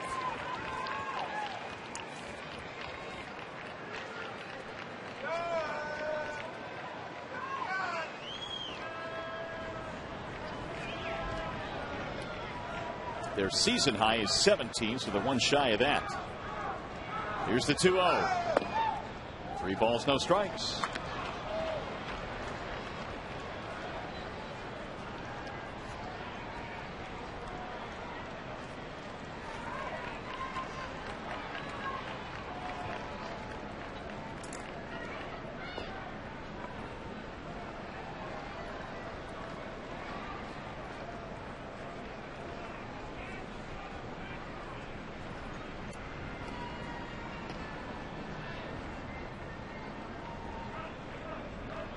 Here's a 3-0 to Jones, and it is a strike 3-1. Wieters on deck. 97 on that last pitch from Valverde.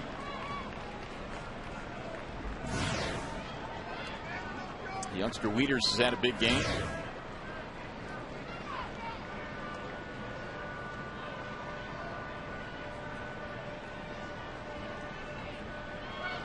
Way inside, ball 4. So a pair of 2-out runners against Valverde. 4th time that Jones reaches tonight.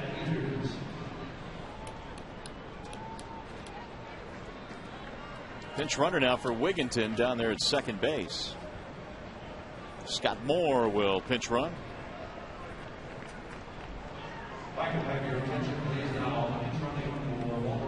So that gives them a little bit more speed to try and take the lead in a base hit.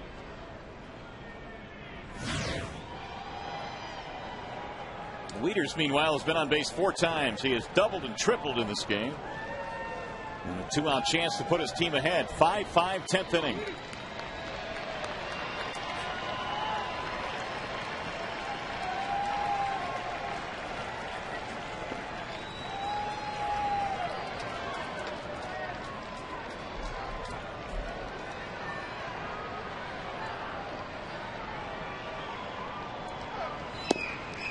There's a strike on the outer edge. 0-1 on Wieters. 2 out of 4 tonight with a triple and the double. Wow. Foxtrack says that was not a strike. Wieters had a crooked look for Joe West. Swing and a miss. 0-2.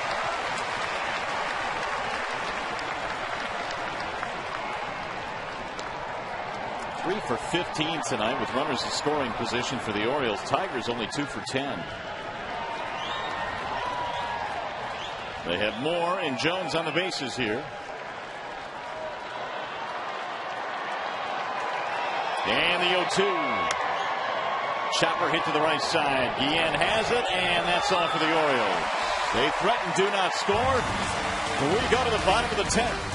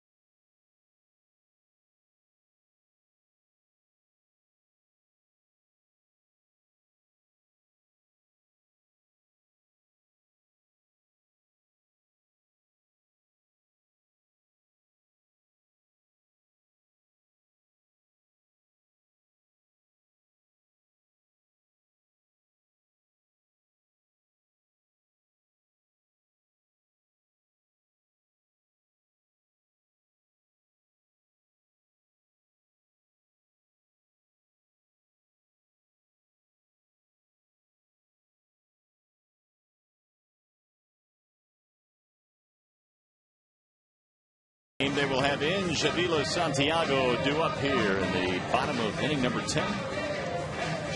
After tying it up with 2 in the bottom of the 9th inning, Brandon had a huge hit in the 8th inning tonight.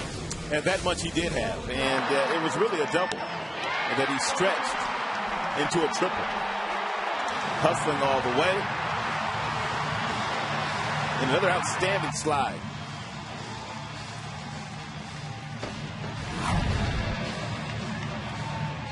Second hit of the night for Brandon. We have a new pitcher on as well now for the Orioles. Simone is done, and David Hernandez will come in. He started the season in their rotation, but got off to a very sluggish start, and therefore trying to round himself back into form, now pitching out of Juan Samuel's bullpen. Tigers 5, Orioles 5. We're in the bottom of the 10th. First pitch, breaking ball, strike, 0-1. Orioles defensively playing no doubles depth, which means Tejada, their third baseman, is playing very, very close to the line at third. and their outfielders are all playing very deep. They don't want anything hit over their heads. If it's hit over their head, it has to leave the ballpark. 0-2. Hernandez sent to the bullpen after going 1-5 with a 5.31 ERA this season.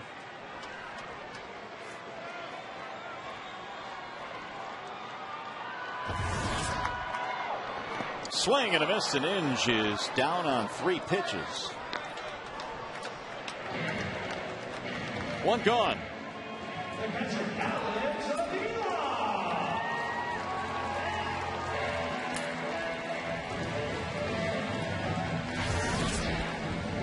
Here's Avila, who had a single to score a run way back in the 2nd inning. The Tigers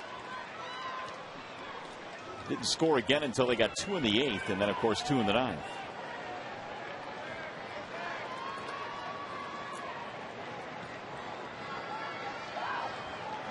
Ball 1 to Avila.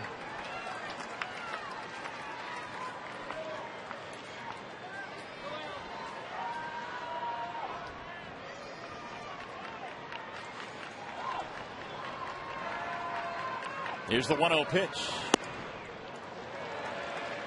2 balls, no strikes.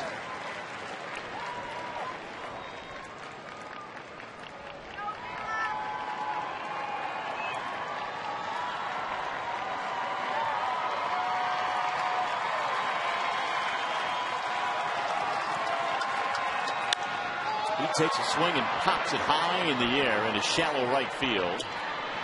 And it's going to be the center fielder, Adam Jones, to make the play. 2 gone. Just going to leave it up to Santiago.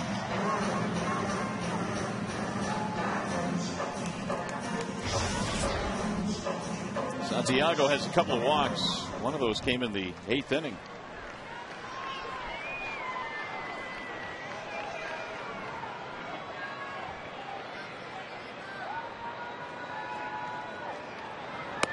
Ball 1.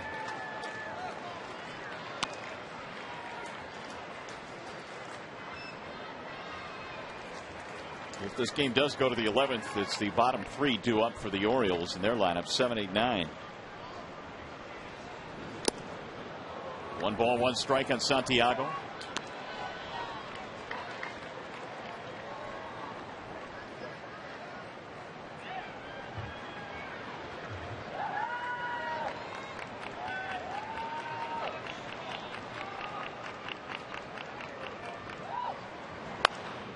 That's popped up.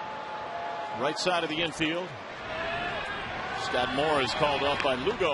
And the Tigers go 1, 2, 3. And we go to the 11th. Tied at 5.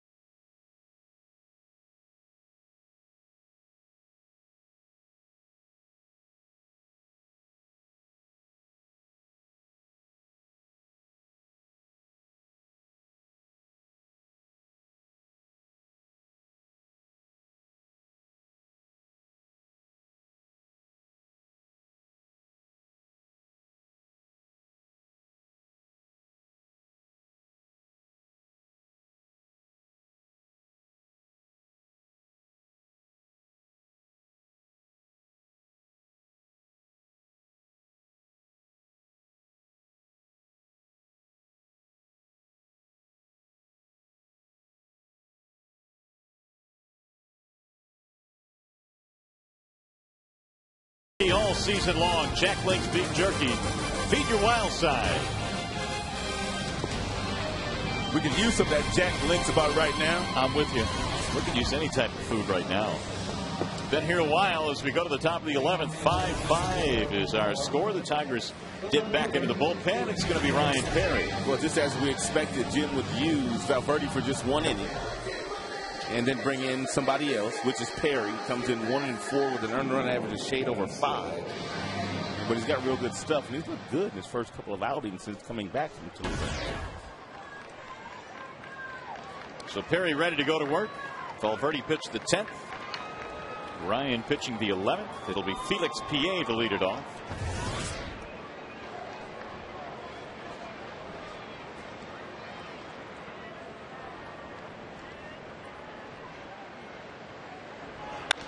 And it's rifle to right field, but foul.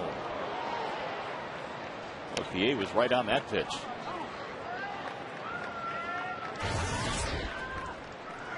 Felix tonight 2 out of 5, couple of singles and an RBI.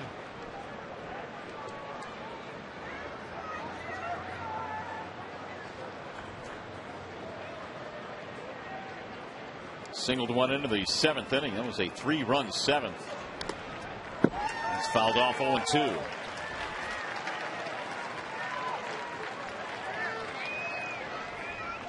Pié, Lugo, and his Turris.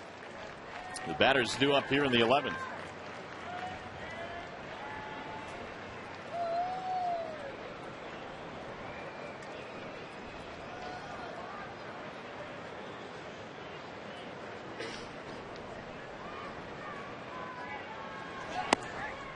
One and 2 on Pié.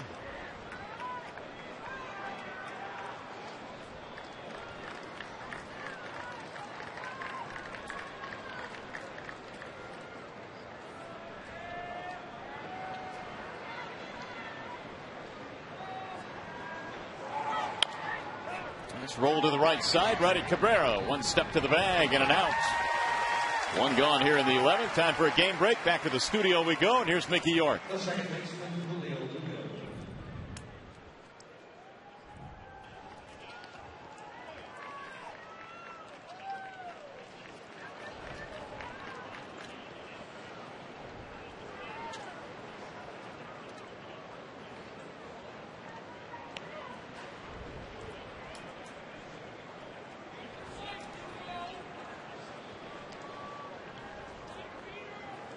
Boy, you are not kidding there. A potentially serious injury to that pitching staff as Perry misses and knocks Lugo down. I read something on PV. It was a few starts ago where he said he wasn't even throwing in between starts because he was having some kind of discomfort with his right arm. I can't remember if it was an elbow or his shoulder, but he wasn't throwing bullpens. He was only pitching every 5th day. So now Kenny Williams, who is known to make a trade or two and not be bashful about doing so. Cliff Lee's out there. Maybe stepping up I don't know, at least thought about picking up Cliff Lee. Roy Oswald is out there too.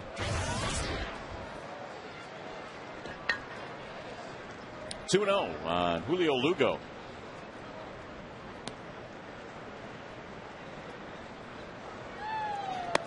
Inside, almost hit him.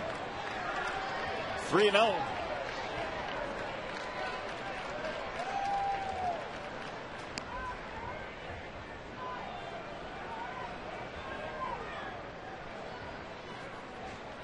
Again, the Orioles have yet to go down 1-2-3 at any point tonight. Trailed 1-0 most of this game before they did a lot of their scoring late. And there's ball 4. 1 on, 1 out. It's going to bring up Cesar Turris, the number 9 hitter.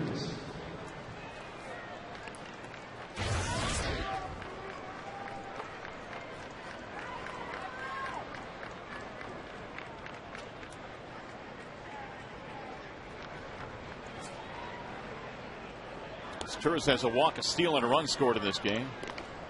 Lugo will run, although his percentage is not very good. He's 5 of 10 in the stolen base department this year. And so if you parry, you've got to pay attention to him. You don't want to allow him to get himself down in the scoring position. Here's a bunt, third base side, and a good one. The throw is not in time. Bunt single for his Turris. That is about as perfectly placed bunt as you'll see. He took his time. He stayed in the batter's box. He made sure he placed it where he wanted to, and then he took off and ran. That is textbook. I mean, it doesn't get any better than that. It clearly wasn't going to roll foul, so Avila tried to make a play on it. Here comes Rick Knapp again. Rick Knapp going to have to ice his hamstrings after this one tonight. He's made a lot of trips out there.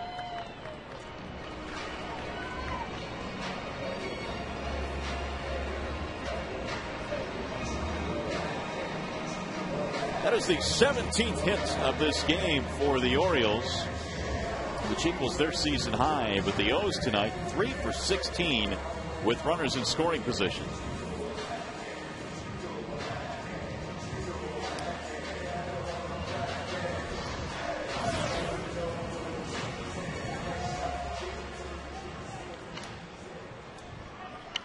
Final game of the series coming up tomorrow. 6:30 with Tigers Live. Tigers and O's wrapping up this series. Got to decide this one first. Here's the top of the lineup now. Patterson.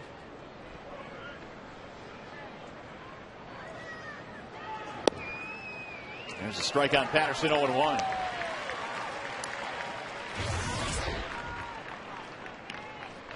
Oh for 5 with a walk for Corey Patterson. Lugo at second base, and then is Turris at first. Here's the 0-1. Swing and a miss. 0-2.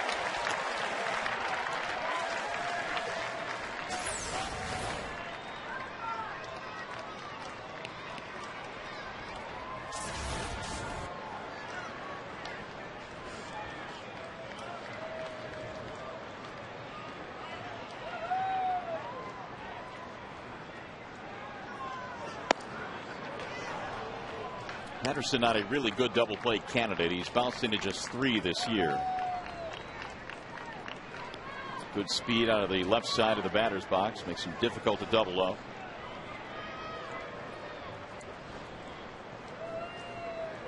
Here's the 1-2. Line drive caught, and they'll get a line double play. Cabrera hits the bag for the out. Perry pitches out of the jam. Bottom of the 11th coming up. And so is the top of the order.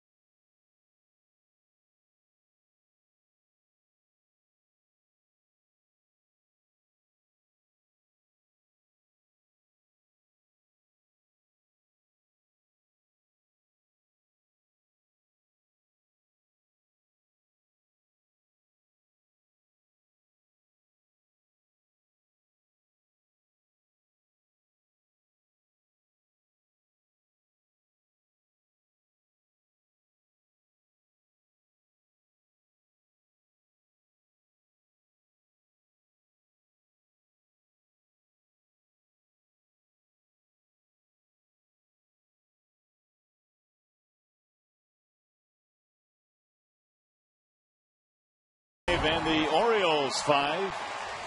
It'll be the top of the lineup coming up. Jackson, then Damon, then Ordonez. Facing David Hernandez. First pitch bends inside. Jackson bends out of the way. Jackson came out as a pinch hitter back in the 8th for Don Kelly. Grounded out. This is just his second at bat of the night. The 1-0. Driven to center field, and that ball will drop. Base hit. Leadoff man is on. How about flash it back to Bay first? Johnny Damon was up in a walk-off situation. Did he hit a walk-off? I'm thinking he did. One of the many exciting moments of what has been a good first half of baseball here in Detroit. Well, you got to wonder whether Jim will be bunting in here, though. He's got one sacrifice this year. In tied at third base is Tejada. He is expecting the bunt.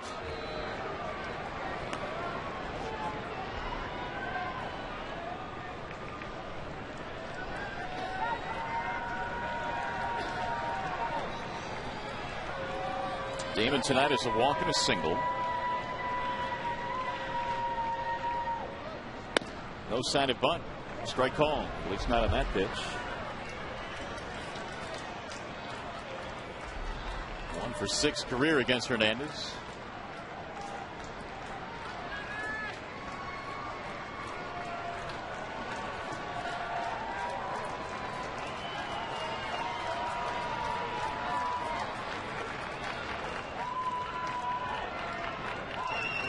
Swing and a miss. 0-2 on Johnny Damon.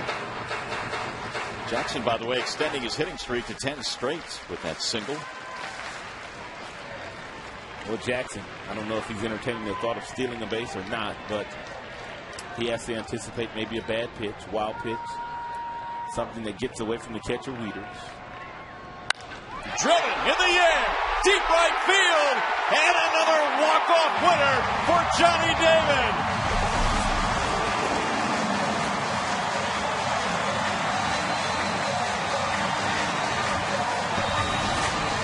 Damon in the 11th inning, 7-5 Tigers. On a night when he got his 2,500th hit, he tops it off with a walk-off home run. Can you believe how far he hit that ball?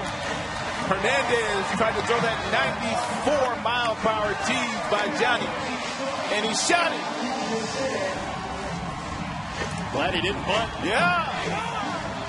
Johnny Damon, what a night. Hit number 2,500 and a walk-off winner in the 11th. This is a good win. How far this ball went.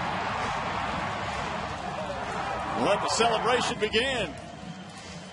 Damon's 5th home run of the season, RBIs 23 and 24. And the Tigers with 2 clutch home runs tonight. Cabrera in the 9th to tie. Damon in the 11th to win. And the Rally Caps worked out tonight. 7-5, the Tigers win this one in the 11th inning on the walk-off home run by Johnny Damon. Right now, we send it down to the field. Trevor Thompson standing by with a hero. Mario, thank you very much. It's not the first time Johnny Damon's done this in this ballpark this year, but Johnny couldn't be at a more better time for this ball club here tonight to come back and get this win in a game that you trailed all the way along. Yeah, absolutely. I mean, the 7th and 8th inning were huge for us. Getting 2 runs and, getting back into the ball game, and then our bullpen did a great job at shutting down the door. But we played hard, and we definitely needed this one. You were in a bit of a hole there. Tell me about the at-bat. Well, he spotted 2 fastballs on me on the first 2 pitches. They thought I was going to bunt, but with the infield playing in, we decided not to, and good thing. How thrilling are these moments? Just talk about them. Well, I mean, anytime you can help your team win a ball game, that's what counts. And, we're still in first place. Hopefully we can keep building. I mean, this team seems to be going now. I mean, the bottom half of our lineup is hitting the ball well now. Our starting pitchers are doing a better job. So, it's a great team effort, and we have a great team. Before I let you go, I want to let you have a word about Miguel Cabrera. 2 big home runs tonight, yours and his. His got you guys into extra innings with a chance to win it. How key is this guy as he goes to his 5th All-Star game for you guys? Well, the guy's the best hitter in the league, maybe the best hitter of all time. I mean, this guy is amazing. He keeps coming through in the clutch, and the guy he hit off, he's a pretty good pitcher. And for him to step up in the biggest of moments, you can't say enough about him. Johnny, thanks for this, and thanks to your big hit. You guys have a chance to sweep tomorrow afternoon, tomorrow in the final game of this series. Now let's go back to you.